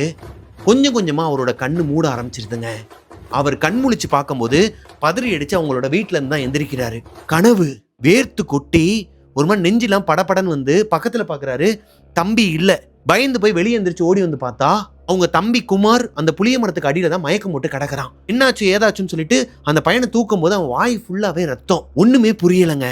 அந்த பையனை ஆட்டி ஆட்டி பாக்குறாரு, எந்திரிச்சிடறாரு. எந்திரிச்சிட்டு என்னாச்சுன்னே தெரியல அந்த பையனுக்கு. என்னாச்சுன்னா நான் ஏன்னா இங்கே வந்திருக்கிறேன், ஏன்னா ரத்தமாக இருக்குன்னு சொல்லி கேட்கும்போது ஒன்றும் இல்லடா நான் சொல்கிறேன் வான்னு சொல்லிட்டு அவரை கூப்பிட்டுக்கிட்டு இவரோட வீட்டுக்குள்ளே வந்துடுறாரு. வீட்டுக்குள்ளே வந்ததுக்கப்புறமா குலசாமி திருநீர் எடுத்து பூசினது மட்டும் இல்லாமல் நேராக அந்த கருப்பசாமி கோயிலுக்கே கூட்டு போயிருக்கிறாருங்க. அந்த கருப்பசாமி கோயிலுக்குள்ளே இவங்களை போகக்கூடாதுன்னு சொல்லியிருக்கிறாங்க இல்லையா, யார் என்ன சொன்னாலும் பரவாயில்ல, எவன் என்ன பண்ணாலும் பரவாயில்லன்னு சொல்லிட்டு நேராக அந்த கருப்பசாமி கோயிலுக்குள்ளே கூட்டு போகிறாரு. கூட்டு போய் இவருக்கு அங்கே இருக்கிற சாமியார்கிட்ட நடந்தது எல்லாத்தையும் சொல்லும் போது அவரோட உடம்புக்குள்ள அருள் வந்து ஊர்க்காரன் ஒருத்தவன் அந்த கோயில் பக்கத்துல நின்றுட்டு இருந்தவன் இவங்க 2 பேரும் அந்த பூசாரி கிட்ட பேசிட்டு இருக்கிறத பார்த்துட்டு ஊர் தலைவர்கிட்டையும் ஊர்ல இருக்கிறவங்க கிட்டையும் போயிட்டு சொல்லிடுறான். ஊர்க்காரங்க எல்லாருமே படையெடுத்து வரும்போது இந்த சாமி, அதாவது இந்த கோயில்ல இருக்கிற பூசாரி அருள் வந்து கருப்பசாமி வாக்கு சொல்லிட்டு இருக்கிறாங்க. ஊர்க்காரங்க எதுவுமே சொல்லல. அருள் வாக்குலாம் முடிஞ்சதுக்கப்புறம் பார்த்துக்கலாம், இவனுங்களுக்கு உண்டான தண்டனையை கொடுத்துடலாம்னு சொல்லிட்டு நின்றுட்டு இருக்கிறாங்க. அதுல இந்த பையனை தத்தெடுக்க போறாங்க இல்லையா அந்த பணக்காரங்க, அவங்களோட ஃபேமிலியும் வந்து நின்றுட்டு இருக்கிறாங்க. இப்போ அந்த பூசாரி சொல்ற ஒவ்வொரு வார்த்தையும் அங்க இருக்கிற ஒவ்வொருத்தவங்களுக்கும் ஒரு மாதிரி கூஸ் பம்ப்ஸா இருக்குது. இந்த பசங்க 2 பேருமே கருப்பசாமியோட பிள்ளைங்க, அதாவது என்னோட பிள்ளைங்க. அந்த பூசாரி சொல்றது, இவனுங்க 2 பேரும் என்னோட பிள்ளைங்க, இவனுங்க மேல யாரும் கை வைக்க கூடாது, இவனுங்களுக்கு எதுவுமே ஆகாம நான் பார்த்துப்பேன். அவனோட அம்மாவும் அப்பாவும் என்னைய வழிபட்டிருக்கிறாங்க. அது போக இந்த பசங்க 2 பேருமே ஏன் சோத்தை சாப்பிட்டு வளர்ந்த பசங்க, நான் தான் அவனுங்களுக்கு சாப்பாடு போட்டிருக்கிறேன், ஒரு தூசி துரும்பு கூட இவனுங்களை நெருங்க விட மாட்டேன்னு சொல்லிட்டு சூடத்துல சத்தியம் பண்ணிட்டு மயக்கம் போட்டு விழுந்துட்டாராங்க. கருப்பனே இப்படி ஒரு வாக்க கொடுத்ததுக்கு அப்புறமா சுத்தி இருக்கிற அந்த ஊர்க்காரங்களால என்ன பண்ண முடியும்? எதுவுமே பேசாம அமைதியா இருக்கிறானுங்க. இப்ப குமார அதே கோவில்ல வச்சே தத்தெடுத்துக்கிறாங்க இந்த பணக்காரங்க. ஆனால் பிரபுக்கு எதுவுமே கொடுக்கல. காசு கொடுத்துட்றோம்ப்பா அப்படிங்கிற மாதிரி சொல்லும் போது அவர் வேணான்னு சொல்லிடுறாரு. எனக்கு என் கருப்பன் இருக்கிறான், என் ஊர் இருக்குது, என் தொழில் இருக்குது, கொஞ்சம் கொஞ்சமா என் தொழிலையும் நான் மாத்திப்பேன், நீங்க அவனை மட்டும் நல்லா பார்த்துக்கோங்க, அவன் நல்லா வளர்ந்து ஒரு டாக்டரா வரணும், அதுதான் என்னோட லட்சியம், எங்க அப்பாவோட லட்சியம் அப்படின்னு சொல்லிட்டு வழி அனுப்பி வச்சிடறாருங்க. அழுதுகிட்டே குமாரும் அவங்க அண்ணனை பிரிஞ்சு கனடாக்கு போயிடுறாரு. இப்படியே ஒரு 10 வருஷம் போகுதுங்க. பிரபுவுக்கு 26 வயசு ஆகுது. 26 வயசுல அவரு ஒரு ஆம்புலன்ஸ் டிரைவரா வேலை பார்த்துட்டு இருக்கிறாரு. அவங்களோட ஊர்ல எல்லாமே டெவலப் ஆயிருச்சுங்க. இந்த சமூகத்தை தவிர்த்து இன்னுமே இந்த கோவிலுக்குள்ள வரக்கூடாது, அந்த இடத்துக்குள்ள நீ வரக்கூடாதுன்னு சொல்லிட்டு சில விஷயங்கள்லாம் அவங்களோட ஊர்ல ஓடிட்டு இருக்க இந்த நேரத்துல பிரபு ஆம்புலன்ஸ் டிரைவரா ஒர்க் பண்றாரு. அவங்களோட ஊர்ல மின்தகனமும் வந்துருச்சுங்க. அதாவது சுடுகாட்டுல போயிட்டு எரிக்கிற மாதிரி இல்லாம மின்தகனமே வந்துருச்சு. ஸோ அங்க ஒர்க் பண்றவங்க எல்லாருமே வேற வேற ஆட்கள்லாம் வந்துட்டாங்க. இப்போ இவங்க அப்பா ஆசைப்பட்ட மாதிரியே ஒரு ஆம்புலன்ஸ் டிரைவரா ஆயிட்டாருங்க. அப்படியே அந்த பக்கம் பார்த்தா கனடால அவங்களோட தம்பி குமார் வந்து அவங்க அப்பா ஆசைப்பட்ட மாதிரி டாக்டருக்கு படிச்சுட்டு இருக்கிறாரு. ஆனால் கடந்த ஒரு 4-5 வருஷமாவே குமார் பிரபுவை காண்டாக்ட் பண்ணவே இல்லை. அதுக்கு முன்னாடி வரைக்கும் அண்ணன் உன்னை நான் ரொம்ப மிஸ் பண்ணுறேன், நீ வந்துருண்ணே, இங்கேயே வந்துரு, நான் அம்மா கிட்ட பேசுகிறேன், நீ இங்கேயே வந்துட்டேன்னா நம்ம எல்லாரும் ஒரே ஃபேமிலியாக இருக்கலாம் அப்படி இப்படின்னு சொல்லிட்டு பேசிக்கிட்டே இருப்பாராங்க. ஒரு 4-5 வருஷம் போனதுக்கு அப்புறமா அங்கே இருக்கிற அட்மாஸ்பியரும் அந்த பணமும் அவரை மாத்திருச்சு என்னன்னு தெரியல. அண்ணன் கிட்ட பேச்சை அப்படியே குறைச்சிட்டாரு. இப்போ பிரபுவும் அவங்க கிட்ட போயிட்டு காசு நின்னது கிடையாது. இவருக்கு ஆம்புலன்ஸ் ஓட்டி எவ்வளோ மாத சம்பளம் வருதோ அதுக்குள்ளேயே அவரோட செலவினங்களெல்லாம் வச்சுக்கிட்டு கருப்பனுக்கு டெய்லியுமே காலையிலையும் நைட்டும் போயிட்டு சூடம் ஏற்றிட்டு வருவாராங்க. இப்போ இவரோட வாழ்க்கை சுமூகமாக தாங்க போய்கிட்டு இருந்திருக்குது. ஒரு நாள் நைட்டு திடீர்னு, அதாவது இவர் ஆஃப்ல இருக்கும்போது, இந்த ஆம்புலன்ஸ் டிரைவருங்கிறது இவரும் இன்னொருத்தரும் கூட இருப்பாராம், ஹெல்ப்பர் ஒருத்தர் இருப்பாராம். அதே மாதிரி இன்னொரு 2 பேர் இருப்பாங்களாம். ஷிஃப்ட் மாற்றி மாற்றி தான் ஓட்டிகிட்டு இருப்பாங்களாங்க. அப்படி இருக்கும் பட்சத்தில் அன்னைக்கு நைட்டு பிரபுவுக்கு ஹெவி ஃபீவருங்க. அவரால் நைட் ஷிஃப்ட் எடுக்க முடியாதுங்கிற காரணத்தினால பகலில் ஓட்டுனார் இல்லையா, அவர்கிட்ட ஒருத்தர் மட்டும் லீவ் போட்டுருங்க, இன்னொருத்தர் வந்து வண்டி ஓட்டுவார்னு சொல்லிட்டு இவர் கூட ஹெல்ப்பர் இருந்தார் இல்லையா, அவர் வந்து வெஹிக்கிள் ஓட்டுவாராம். அவரை வந்து அனுப்பி விட்றேன்னு சொல்லிட்டு படுத்துடுறாரு. ஆனால் அன்னைக்குன்னு பார்த்து இவரோட ஹெல்ப்பர் இருக்கிறார் இல்லையா, அவருக்கும் உடம்பு முடியாமல் போயிடுது, எந்திரிக்கவே முடியலை. பிரபுவை விட அவருக்கு ரொம்ப உடம்பு முடியலை. சரி ஓகே நானே வரேன்னு சொல்லிட்டு போகிறாரு. அன்னைக்கு ஒரு எமர்ஜென்சி கேஸுங்க. பக்கத்து ஊரில் ஒரு பொண்ணு லவ் ஃபெயிலியர் காரணமாக மண்ணெண்ணெயை ஊற்றி கொளுத்திக்கிட்டு எரிஞ்சு இறக்குற ஸ்டேஜில் இருக்கிறாங்க. அவங்கள தூக்கிக்கிட்டு இப்போ இவங்க சிட்டியில் இருக்கிற கவர்மெண்ட் ஹாஸ்பிட்டலுக்கு போகணும். அப்படி இருக்கும் பட்சத்தில் வேகமாக போயிட்டு அட்டன் பண்ணுறாரு. இவர் தான் டிரைவிங் பண்ணுறாரு. கூட இருக்கிறவர் இவர் கூட ஹெல்ப்பராக தான் வந்திருக்கிறாரு. அவர் ஆல்ரெடி காலையிலேருந்து ஒர்க் பண்ணிகிட்டு இருக்கிறாரு. இப்போது மதுரையில் இருக்கிற அந்த ஹாஸ்பிட்டலில் இங்கே வந்து அவங்கள காப்பாற்ற முடியாது, உடனே திருச்சிக்கு கூட்டு போங்க அப்படிங்கிற மாதிரி சொல்கிறாங்க. இவங்களுக்கும் வேறு வழி தெரியல. அவங்க வீட்டாளுங்கள்லேருந்து ஒருத்தவங்க வந்திருக்கிறாங்க, பின்னாடி தான் உட்காந்துருக்குறாங்க. இப்போது அவங்க வீட்டாளுங்கள்லேருந்து வந்த ஒருத்தவர் என்ன சொல்கிறாருன்னா, பா இந்த பொண்ணுக்கு வந்து அப்பாவும் கிடையாது அம்மாவும் கிடையாது, பாவம் நான் தான் வளர்த்தேன், நான் வந்து அந்த பிள்ளையோட மாமா தான், என் பொண்டாட்டிக்கு வந்து இவளை வளர்த்ததே பிடிக்காது, ஏன்னா எனக்கும் ஒரு பொண்ணு இருக்குது, அதனால அவள் வந்து எரிஞ்சு விழுவா, நீ என்ன பண்ணு இவளை கூப்பிட்டுட்டு எப்படியாவது திருச்சிக்கு கொண்டு போயிருங்க, நான் வந்து பின்னாடியே உங்களுக்கு காசு போட்டு விட்றேன், உங்களோட நம்பர் மட்டும் கொடுங்க, என்னால் வர முடியாத சூழ்நிலை தம்பின்னு சொல்லும்போது இவருக்கு பர்சனலாக ஒரு மாதிரி கலங்க ஆரம்பிச்சிருதுங்க. இவருக்கும் அப்பா அம்மா கிடையாது, அந்த பொண்ணுக்கும் அப்பா அம்மா கிடையாது. எப்படியாச்சும் அந்த பொண்ணை காப்பாற்றணும்னு சொல்லிட்டு நான் பார்த்துக்கிறேன்னு சொல்லிட்டு பிரபு சொல்கிறாரு. ஆனால் அவர் கூட இருக்கிறவர் ஒத்துழைக்க மாட்டேங்கிறாரு. ஏய் அறிவு இருக்கா உனக்கு, நம்ம வேலையே கிடையாது, அது எமர்ஜென்சின்னு சொல்லிட்டு கூட்டு போகணும், அவங்க ப்ரைவேட்டாக அதான் காசு தரேங்கிறாங்களா, ப்ரைவேட்டாக எதனா ஆம்புலன்ஸ் வச்சு கூட்டு போக சொல்லு, நமக்கு வேறு வேலை இல்லையா, அன் டைமில் நீ ஓட்டுவியா, நானும் தூங்கலடா அப்படிங்கும்போது இவர் எடுத்து சொல்கிறாருண்ணே நான் ஓட்டுறேன்னே, நீ பேசாமல் தூங்கிட்டு கூட வான்னு சொல்லிட்டு அவரை காம் டவுன் பண்ணிட்டு இப்போ வண்டி எடுக்கிறாங்க. முன்னாடி டிரைவராக பிரபு இருக்கிறாரு, அவர் பக்கத்துலேயே ஹெல்ப்பராக காலையிலேருந்து ஓட்டுனவர் மதுரையிலேருந்து திருச்சிக்கு வண்டியை ஸ்டார்ட் பண்ணி போய்கிட்டு இருக்கிறாங்க. பேக் சைடில் எரிஞ்சு போன அந்த பொண்ணு உயிருக்கு போராடிக்கிட்டு இருக்கிறாங்க. இப்போ எவ்வளோக்கு எவ்வளோ ஸ்பீடாக போக முடியுமோ அவ்வளோக்கு எவ்வளோ ஸ்பீடாக வண்டி போய்கிட்டு இருக்கும்போது திடீர்னு பின்னாடி அழுகுரல் பயங்கரமாக கேட்குது வண்டியில். பிரபு பக்கத்தில் இருக்கிறவரை எழுப்பி பின்னாடி அழுகுரல் பயங்கரமாக கேட்குது, என்னன்னு சொல்லிட்டு பாருங்கன்னு சொல்லும்போது, ஏய் அழுதுச்சுன்னா நான் என்னையா பண்ணுறது, பின்னாடி போனால் எனக்குலாம் பயமாக இருக்கியா, இந்த மாதிரி கேஸுக்கெல்லாம் முதல்ல இவ்வளோ தூரம் வரவே கூடாது, அதுவும் இவங்க வண்டி எடுத்ததே நைட்டு 12 மணிக்கு இவங்க மேலூரை தாண்டி போய்கிட்டு இருக்கிறாங்க. அப்புறம் எப்படி அவர் பின்னாடி போய் பார்ப்பாரு, இவருக்கே ஒரு மாதிரி சங்கட்டமாகி ஒரு இடத்துல வண்டியை நிப்பாட்டிட்டு பின்னாடி போய் டோரை ஓப்பன் பண்ணி உள்ளே ஏறி பார்த்தா அந்த பொண்ணு இறந்துட்டாங்க. அந்த பொண்ணை காப்பாற்ற முடியலை, அந்த பொண்ணு இறந்துட்டாங்க. அதனால தான் லாஸ்ட்டாக அந்த பொண்ணு கத்தி கத்தி அழுதுருக்கிறாங்க. இப்போது மறுபடியும் மதுரைக்கே கொண்டு போயிடலாம்னு சொல்லிட்டு முடிவெடுக்கிறாங்க. மேலூரை தாண்டி ஒரு 50 கிலோமீட்டர் டிஸ்டன்ஸில் தான் வண்டியை நிப்பாட்டியிருக்கிறாரு. இப்போ வண்டியை திருப்பிட்டு மறுபடியும் அந்த பொண்ணை எங்கே எடுத்தாங்களோ அதே ஊருக்கு தான் அவங்க கொண்டு வந்தாகணும். அவங்க மாமா கிட்ட ஃபோன் போட்டு இந்த மாதிரி இறந்துட்டாங்கன்னு சொல்லும்போது, தம்பி எனக்கு ரொம்ப சங்கட்டமாக இருக்குப்பா, வீட்டுக்கு மட்டும் அந்த பாடியை கொண்டு வந்துடாதீங்க, நான் கஷ்டப்பட்டு அவளை வளர்த்தேன், எவனோ ஒருத்தனுக்காக இப்படி எரிஞ்சு சாவான்னு எனக்கு தெரியாது, அவளை எங்கேயாச்சும் நீங்களே அடக்கம் பண்ணிடுங்க, அதுக்கு உண்டான காசை நான் கொடுத்துட்றேன்னு சொல்லும்போது, ஐயா இதெல்லாம் வந்து கேஸ் ஆகிடும், கவர்மெண்ட் விஷயம், நீங்க அத பண்ணி தான் ஆகணும். நான் உங்க வீட்டுக்கு கொண்டு வந்துர்றேன். அதுக்கப்புறமா நீங்க என்ன பஞ்சாயத்த பார்த்துக்கோங்கன்னு சொல்லிட்டு ஃபோன கட் பண்ணிட்டு, அங்கருந்து அவங்களோட பாடிய எடுத்துட்டு இவங்க வந்துட்டு இருக்கும்போது, கரெக்ட்டா மேலூர் கிட்டக்க வரும்போது, அகைன் பின்னாடி அழுகுரல் கேட்குது. பயங்கரமா அழுகுரல் மட்டும் இல்லாம, அந்த ஆம்புலன்ஸ்ல ஓங்கி டம்மு டம்மு டம்முன்னு இப்படி குத்துனாங்க. இப்படி உடைக்கிற மாதிரி பயங்கரமா சத்தம் கேட்குது பின்னாடி. இவங்களுக்கு ஒரு மாரி ஈரக்குலையே நடுங்கி இருக்குதுங்க. பிரபுவுக்கும் அவர் கூட இருந்தவருக்கும். பின்னாடி அந்த பொண்ணோட டெட் பாடி தான் இருக்குது. யாருமே அட்டெண்டர் கூட இல்ல. அப்படி இருக்கும் பட்சத்துல பின்னாடி இருந்து யாரு அழுகிறது, யாரு அந்த கதவு போட்டு உடைக்கிறது? டிரைவர் சீட்டுக்கு பின்னாடி ஒரு மிரர் இருக்குமாங்க. அத ஓபன் பண்ணி பார்த்தா பின்னாடி யார் இருக்காங்க என்னங்கிறது தெரியும். அத ஓபன் பண்ணி பார்க்கறது கூட இவங்களுக்கு பயம். என்ன ஏரியான்னே தெரியாம பைபாஸ்ல ஒரு இடத்துல வண்டியை நிப்பாட்டிடுறாருங்க. அந்த இடமே ஒரு மாதிரி பொய் இருட்டா இருக்குது. ஒரே ஒரு இடத்துல மட்டும் ஒரு டியூப் லைட் இருக்கு. அதுமே ஃபிளிக்கர் ஆகி எரிஞ்சிட்டு இருக்குது. இப்போ 2 பேருமே ஒரு மாதிரி முகமெல்லாம் வேர்த்து கொட்டி பின்னாடி போய் பார்க்கலாமா வேணாமான்னு சொல்லிட்டு நின்றுட்டு இருக்கும்போது பிரபுவ அந்த கூட வந்தவர் சொல்றாரு, தம்பி வாடா போய் பார்த்துடலாம்டா, எதுக்கும் எனக்கு என்னவோ பயமா தான் இருக்கு, இருந்தாலும் ஒருவேளை உயிர் இருந்துச்சுன்னா என்னடா பண்றது அப்படின்னு சொல்லிட்டு பயத்துல போய் பின்னாடி ஓபன் பண்ணி பார்த்தா அந்த எரிஞ்சு போய் இறந்து போன அந்த பொண்ணு சமணங்கால் போட்டு உட்கார்ந்துருக்குதாங்க. அவங்கள படுக்க வச்சிருந்த அந்த பெட்ல சமணங்கால் போட்டு உட்கார்ந்து பார்த்து, அதுக்கு கண்ணே கிடையாது. அதோட 2 கண்ணுமே ஒரு மாதிரி பிளாக்கா இருக்குது. 2 பேருமே கை கால்லாம் உறைஞ்சு போய் நின்னு பார்த்துக்கிட்டு இருக்கும்போது ஒரு ஃபிராக்ஷன் ஆஃப் த செகண்ட்ல அந்த பொண்ணு எந்திரிச்சு வெளியே வரதுக்கு ட்ரை பண்ணுது. ஒரே ஒரு டியூப் லைட் மட்டும் எரிஞ்சிட்டு இருக்கு இல்லையா, அதுக்கு பக்கத்திலேயே ஒரு மரம் இருக்குது.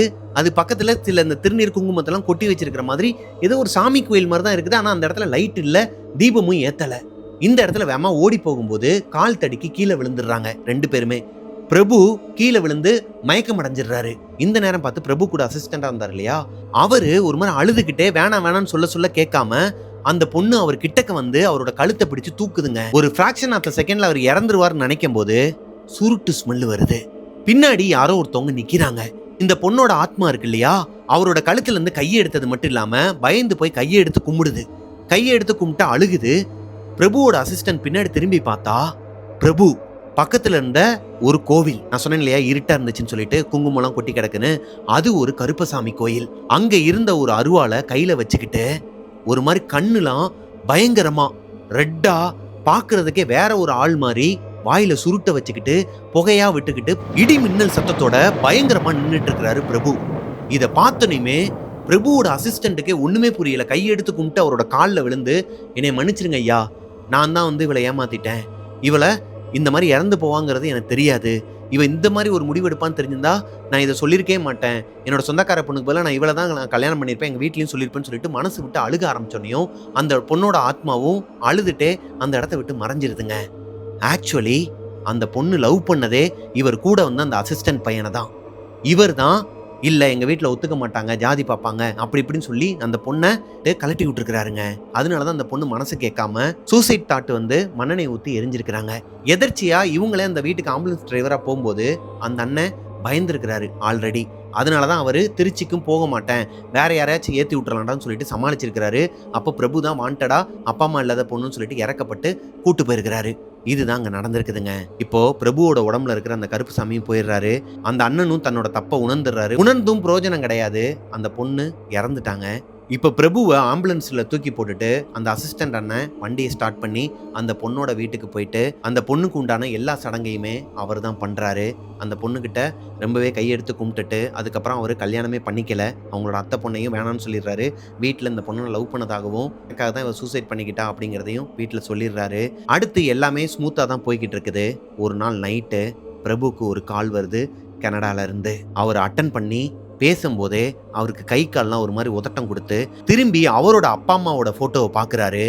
அதோட written and directed by Prabhakaran Radhakrishnan போட்டு முடிக்கிறோங்க. எஸ் கோஸ்டீஸ், இது என்னோட ஓன் ஸ்டோரி தான். நீங்கள் ரொம்ப நாளாகவே ஒரு ஓன் ஸ்டோரி சொல்லுங்கன்னு சொல்லிட்டு, அதுவும் லாங் டியூரேஷனில் ஒரு ஸ்டோரி சொல்லுங்கன்னு சொல்லிட்டு கேட்டுக்கிட்டே இருந்தீங்க. உங்களுக்காக தான் ஒரு ஓன் ஸ்டோரி, என்னோட ஸ்டோரியை உங்ககிட்ட சொல்லியிருக்கிறேன். ஆக்சுவலாக இதோட முடியலை. இதுக்கப்புறம் வந்து இன்னுமே ஒரு 1 மணி நேரத்துக்கு போகும்னு வச்சுக்கோங்களேன். அது என்ன ஏதுங்கிறதெல்லாம் நம்ம அதை வழக்கம் போல தாங்க, என்னைக்கு இதை நம்ம வந்து ஒரு படமாக்குறோமோ இல்லை வெப் சீரிஸ் ஆக்குறோமோ அந்த டைமில் நீங்கள் இதோட கிளைமேக்ஸ் என்ன, இதுக்கப்புறம் என்ன நடக்கும் அப்படிங்கிறத நீங்கள் பார்த்து தெரிஞ்சுக்கங்க. அது ரொம்ப தூரத்துலலாம் இல்லைங்க, கூடிய சீக்கிரம் உங்களுக்கு ஒரு ஸ்வீட்டான ஒரு செய்தி வந்து நான் சொல்லுவேன். அப்போது நீங்கள் எல்லாருமே எனக்கு சப்போர்ட்டிவாக இருப்பீங்க அப்படிங்கிற ஒரு நம்பிக்கை எனக்கு இருக்குது கோஸ்டீஸ். ஸோ இந்த ஸ்டோரி நீங்கள் கண்டிப்பாக என்ஜாய் பண்ணி பார்த்துருப்பீங்க, என்ஜாய் பண்ணி கேட்டிருப்பீங்க. இன்னும் சிலர் வந்து இதெல்லாம் நம்புற மாரியா இருக்கு, என்னடா சொல்லிக்கிட்டு இருக்க அப்படி இப்படின்னு சொல்லிட்டு, கடைசியில இது வந்து என்னோட ஸ்டோரி தான்னு இத கூட கேட்காம கீழ நெறைய பேர் கமெண்ட்லாம் பண்ணிட்டு இருப்பீங்க. ஸோ ஜோக்ஸ் அபார்ட் அவங்களலாம் கண்டுக்க கூட மாட்டேன்னு வச்சுக்கோங்களேன். இப்போ இந்த ஸ்டோரி உங்களுக்கு புடிச்சிருந்துச்சு அப்டின்னா, லைக் பண்ணிருங்க. உங்களோட வாழ்க்கையிலும் எதனா ஒரு அமானுஷ்யம் நடந்திருக்குது. அத என்கிட்ட ஷேர் பண்ணணும்னு நெனச்சீங்கன்னா, பிரபாகரன் ஆஃபிஷியல் மிஸ்டர் பிரபாகரன்ங்கிற இன்ஸ்டாகிராம் ஐடிக்கு எனக்கு இன்பாக்ஸ் பண்ணுங்க. மிஸ்டர் பிரபாகரன் யூடியூப் சேனல சப்ஸ்கிரைப் பண்ணாம பார்த்துட்டு இருக்கவங்க, சப்ஸ்கிரைப் பண்ணிட்டு பக்கத்துல இருக்க பெல் ஐகான தட்டி விட்டுட்டு பாருங்க. அப்பனா தான் எனக்கு ஒரு எனர்ஜி வரும். அண்ட் Spotifyல டெவில்ஸ் கிட்சன ஃபாலோ பண்ணாதவங்க ஃபாலோ பண்ணிக்கோங்க. நெக்ஸ்ட் ஒரு சூப்பரான ஸ்டோரில உங்கள மீட் பண்ற வரைக்கும் டாடா, பாய் பாய்.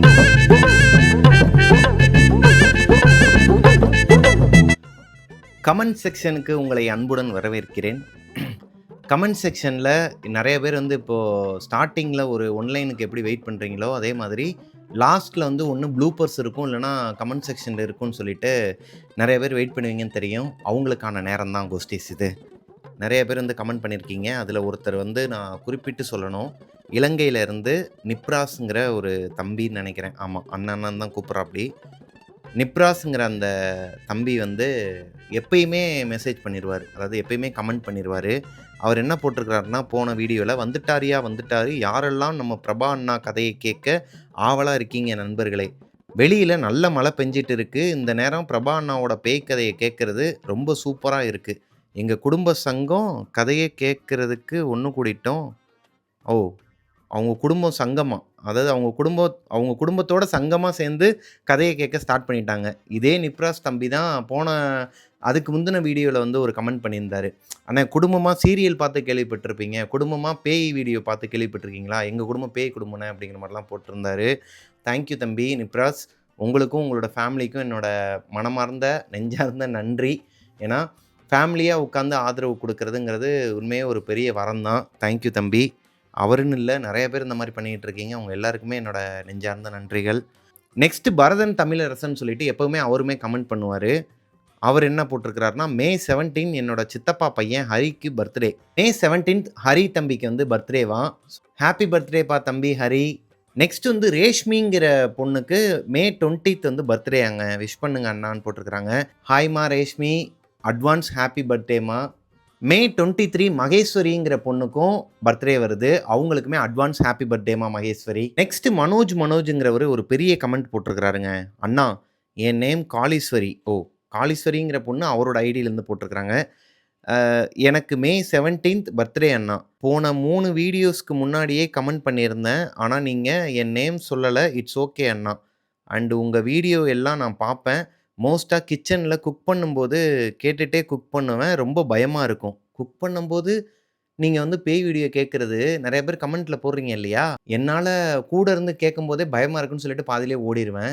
இல்ல எடிட் பண்றதுக்கு எப்பயாச்சும் ஒரு தடவ நீ குடுத்தேன்னா, பயமா இருக்குன்னு சொல்லிட்டு உன்ட்டயே பாதியில குடுத்துருவேன். இவங்க எப்படிப்பா அவ்வளோ பயமா இருக்கிற வீடியோவ அதுவும் சவுண்ட் எஃபெக்ட்ஸோட கேட்டுக்கிட்டே கிச்சன்ல வேல பார்க்குறேங்கிறாங்க. எனக்கு புரியல அப்படிங்கிற மாரிலாம் சொல்லிட்டு இருந்தா. அவ மட்டும் இல்ல, அவளோட ஃப்ரெண்ட்ஸ் நெறைய பேர் சொன்னாங்க. எனக்குமே இந்த டவுட் இருக்குதுங்க. இது நீங்க சும்மா கலாய்க்கிறதுக்காக போடுறீங்களா? இல்ல உண்மையாவே வேல பார்த்துட்டு இருக்கும்போது கிச்சன்லயோ, இல்ல உங்க வீட்ல வேல பார்த்துட்டு இருக்கும்போது இந்த ஆடியோவ அதுவும் ஹெட்செட்ல போட்டு கேட்டுக்கிட்டே தான் வேல பார்க்குறீங்களா? எனிவே 17த் அன்னைக்கு காளீஸ்வரி அவங்களுக்கு பர்த்டே. ஹேப்பி பர்த்டேம்மா காளீஸ்வரி அம்மா.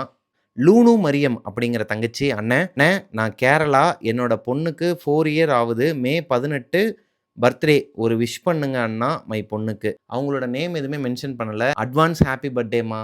பிரசாத் ஜேங்கிறவரு கமெண்ட் பண்ணியிருக்கிறாரு. ப்ரோ நான் உங்களோட மிகப்பெரிய ஃபேன் ப்ரோ. நீங்க எப்போ டெவில்ஸ் கிச்சன் ஷோ ஸ்டார்ட் பண்ணீங்களோ, அப்பைலருந்து இப்போ வரைக்கும் ஒரு ஸ்டோரி விடாம கேட்பேன்.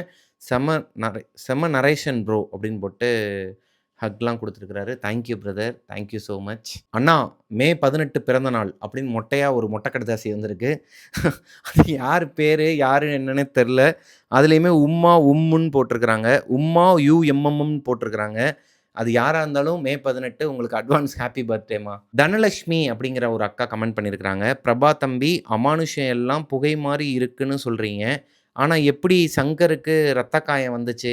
அப்படின்னு சொல்லி கேட்டிருக்கிறாங்க. ஒரு ரியாலிட்டிக்கு ஒத்து வரலனாலும், அது ரொம்பவே த்ரில்லிங்கா இன்னைக்கு ஒரு ஸ்டோரி அண்ணன் சொல்லுவார்றா! அத கேட்டோம்னா நமக்கு பயங்கரமா இருக்கும்டா. இன்னைக்கு செம்ம என்டர்டெயின்மென்ட்டா இருக்கும்டா. செம்ம ஹாரர் மொமெண்ட்ட வந்து குடுப்பார்றா! அப்படிங்கிற மாரி வர என்னோட அண்ணன், தம்பி, அக்கா, தங்கைகளுக்கு நான் வந்து இதத்தாங்க நெனப்பேன். ஒரு சுவாரஸ்யமான கதைய குடுக்கணும்னு தான் நெனப்பேன். அதனால கதை சொல்றவங்க கிட்ட போயிட்டு, எதனால ரத்த காயம் வந்துச்சு? ஏன் வந்து உங்கள 4 பேர் வந்து அந்த இருக்கிற உருவம் உங்கள அடிச்சதுனால, உங்க சட்டை கிழிஞ்சு ரத்தம் வந்துச்சு அப்படிங்கிறதெல்லாம் என்னால போய் கேட்க முடியாதுக்கா. உங்களுக்கு புரியும்னு நெனைக்கிறேன். நெறைய பேர் வந்து இப்படிதான் ரொம்பவே ரியாலிட்டி வேர்ல்டுக்குள்ள போயிடுறீங்க. நீங்க முதல்ல ஒரு விஷயத்த ஞாபகம் வச்சுக்கோங்க. இதுக்கப்புறம் நம்ம சேனல ரியாலிட்டிங்கிற அந்த கண்ணோட்டத்தோட பார்க்காதீங்க. என்டர்டெயின்மென்ட்ங்கிற ஒரு கண்ணோட்டத்தோட மட்டும் பாருங்க. உங்களுக்கு ஒரு ஹாரர் மொமெண்ட் கிடைக்குதாங்கிறத மட்டும் பாருங்க. அதுல 1% குறைவு இருந்தா, அத பத்தின கமெண்ட் மட்டும் வைங்க. நான் என்னால முடிஞ்ச அளவுக்கு உங்கள பயமுறுத்துறதும், இன்னும் ஹாரராவும் சொல்றதுக்கு ட்ரை பண்ணுவேங்க. மத்தபடி அங்க வந்து ஏன் சட்டை கிழிஞ்சுச்சு, இங்க வந்து எதனால ரத்தம் வந்துச்சுன்னு சொல்லிட்டு நான் கேட்டேன்னு வச்சுக்கோங்களேன், இப்ப அவருமே பார்த்துட்டு தான் இருப்பாரு, அந்த சங்கருங்கிற பிரதருமே. தயவு செஞ்சு இதுக்கப்புறம் மிஸ்டர் பிரபாகரன்ல டெவில்ஸ் கிச்சன் ஷோ பார்க்குற எல்லா கோஸ்டீஸுமே, இத வந்து ஒரு ஃபேண்டசி மூவி பார்க்குறதா நெனச்சுக்கோங்க. ஒரு ஹாரர் மூவிய நீங்க போய் தியேட்டர்ல பார்க்கும்போது உங்களுக்கு என்ன எக்ஸ்பீரியன்ஸ் கிடைக்குமோ, அந்த எக்ஸ்பீரியன்ஸ என்னால முடிஞ்ச அளவுக்கு என்னோட நரேஷன்ல உங்களுக்கு குடுப்பேன். வெளிய இருந்து சொல்றவங்க இது உண்மையா, பொய்யா அத அத மட்டும் ஆராய்ச்சி செய்யாதீங்க. ஏன்னா, என்ன நம்பி தான் சொல்றாங்க. நீங்க என்னதான் என்னைய நோண்டுனோன்னு நோண்டுனாலும், நான் வந்து அவங்களோட ஆடியோ மெசேஜையோ, இல்ல அவங்களோட ஐடென்டிட்டியோ என்னைக்குமே நான் அத உங்ககிட்ட சொல்ல மாட்டேன். காட்டவும் மாட்டேன். அதனால நீங்க என்னைய தப்பா நெனச்சாலுமே பரவால்ல. ஏன்னா, என் மேல ட்ரஸ்ட் வச்சு சொல்ற பொண்ணா இருக்கட்டும், ஆணா இருக்கட்டும், அவங்க என்கிட்ட ஒரு விஷயத்த சொல்ட்டாங்கன்னா, நான் அத கண்டிப்பா பண்ண மாட்டேன். அது இதுநாள் வரைக்கும் எனக்கு ஸ்டோரி அனுப்புன பொண்ணுங்களா இருக்கட்டும், அண்ணனுங்களா இருக்கட்டும், பசங்களா இருக்கட்டும் எல்லாருக்குமே தெரிஞ்சிருக்கும். ஸோ அது போதும் எனக்கு. கோபிகா அப்படிங்கிற அக்கா கமெண்ட்ல அவங்க ஹஸ்பண்டுக்கு வந்து மே 31 வந்து பர்த்டேவாம். கோபிகா அவங்களோட ஹஸ்பண்ட்க்கு அட்வான்ஸ் ஹேப்பி பர்த்டே சார். சத்யராஜா அப்படிங்கிறவங்க, ஹாய் அண்ணா, ஹேப்பி பர்த்டே சிஸ். 20த் மே என் மகள் பிறந்தார். மே 7 என் கணவர் பிறந்த நாள். மே 26 எங்க திருமண நாள் வாழ்த்துக்கள் சொல்லுங்க அண்ணா. அப்பா! ஒரு லிஸ்ட்டே அனுப்பியிருக்கிறாங்க. அவங்க அவங்க நேம மென்ஷன் பண்ணல. சரி ஓகே. மே 20த் வந்து உங்களோட மகளுக்கும், மே 7த் வந்து உங்க கணவருக்கும், மே 26 வந்து உங்களோட கல்யாண நாளுக்கும் என்னோட மனமார்ந்த வாழ்த்துக்கள். ரோமிலா ஜானு அப்படிங்கிறவங்க ஒரு பெரிய கமெண்ட் போட்டிருக்கிறாங்க. ஹாய் அண்ணா பையா. ஹாய் அண்ணா பையா. ஓ! நெறைய பேர் வந்து இப்ப அண்ணன் பையா அப்படின்னு சொல்லி கூப்பிட ஆரம்பிச்சுட்டாங்க. நல்லா ஜாலியா தான் இருக்குது அதுவும். ஹாய் அண்ணா பையா. சூப்பர். உண்மைக்கு ஸ்டோரி டிஃபரெண்ட்டா இருந்துச்சு அண்ணா. நானும் தான் ஒரு ஹாய் சொல்ல சொல்லி கேட்டுக்கிட்டே இருக்கேன். அண்ணா நீங்க சொல்லவே இல்ல. ஹேப்பி பர்த்டே டே அஞ்சலி அக்கா. ஹேப்பி பர்த்டே டே அஞ்சலி அக்கா. அர்ஜுன் குட்டி ஹார்ட்டு. சோ கியூட் தங்கமே. அண்ணாவ் நான் ட்ரீம்ல கூட உங்கள அஞ்சலி அக்காவ, அர்ஜுன் குட்டிய மீட் பண்ற மாரி ட்ரீம்லாம் கண்டேன். அண்ணா ப்ராமிஸா என்னால நம்ப முடியல. ஸ்டோரி கேட்டு கேட்டு பேய் ட்ரீம் வந்தது போயிட்டு, இப்போ நீங்க எல்லாரும் அதான் உங்க எல்லாரும்னா, நீங்க எல்லாரும் ட்ரீம்ல பார்க்குறேன் அண்ணா. அப்படிங்கிற மாரி போட்டுருக்காங்க. நாங்க எல்லாரும் ட்ரீம்ல வந்தோமா? எனக்குமே உங்க எல்லாரையுமே சீரியஸா பார்க்கணும் போல தாங்க இருக்குது. நம்ம ஃபியூச்சர்ல அதுக்கான நேரம் வரும்போது, நம்ம ஒரு ஒரு ஒரு இடத்துல எல்லாருமே கண்டிப்பா மீட் பண்ணுவோம். ஆனா வருவீங்களான்னு தெரியலையே! எல்லாம் கூட்டி வச்சுட்டு, "ஜவுளி கடை இல்லை கடல்" அப்படின்னு சொல்லிட்டு ஓப்பன் பண்ணி வச்சு 10 பேர் வந்தாங்கன்னா ஒண்ணுமே பண்ண முடியாது. நான் இங்க சவிதா டெண்டல் காலேஜ்ல பிஹெச்டி பண்றேன் ப்ரோ. இருங்க. அவங்களோட வாய்ஸ்லயே அதாவது கதையாவே அத படிக்கலாமா? நான் இங்க சவிதா டெண்டல் காலேஜ்ல பிஹெச்டி பண்றேன் ப்ரோ. எங்க சொந்த ஊரு கிருஷ்ணகிரி. அப்பா நைட்டு 11 மணிக்கு பஸ் ஏத்தி விடும்போது, ஒரு சென்னை பஸ் வந்துச்சு. ஸோ, ஏறலான்னு போனா, உடனே எங்க அப்பா கைய புடிச்சு, "ஏறாதப்பா, எனக்கு ஏதோ சரியா படலன்னு" சொன்னாரு. நான் பஸ் நம்பர் பார்த்தேன். பார்த்தா, வழியில அந்த பஸ் பள்ளிகொண்டா டோல்கேட்டுக்கு ஒரு 5 கிலோமீட்டர் முன்னாடி ஆக்சிடென்ட் ஆகி நிக்கிது. சின்ன ஆக்சிடென்ட் தான். பட் அப்பா சேவ் பண்ணிட்டாரு. இது வந்து நெறைய பேரோட லைஃப்ல நடந்துகிட்டு இருக்குதுங்க. இல்ல, நம்ம ஒரு கதையில சொன்னோம். அதில தான் இவரு கமெண்ட் போட்டிருக்கிறாரு. ஸோ, இன்னைக்கு கமெண்ட் எல்லாமே முடிஞ்சுச்சு கமெண்ட் செக்ஷன்ல. நெறைய பேரோட கமெண்ட் வந்து என்னால படிக்க முடியல. அவங்க எல்லாருக்குமே என்னோட சாரி. நெக்ஸ்ட் ஸ்டோரியில நம்ம அடுத்த கமெண்ட் செக்ஷன்ல மீட் பண்ணலாம். டாட்டா, பாய் பாய்.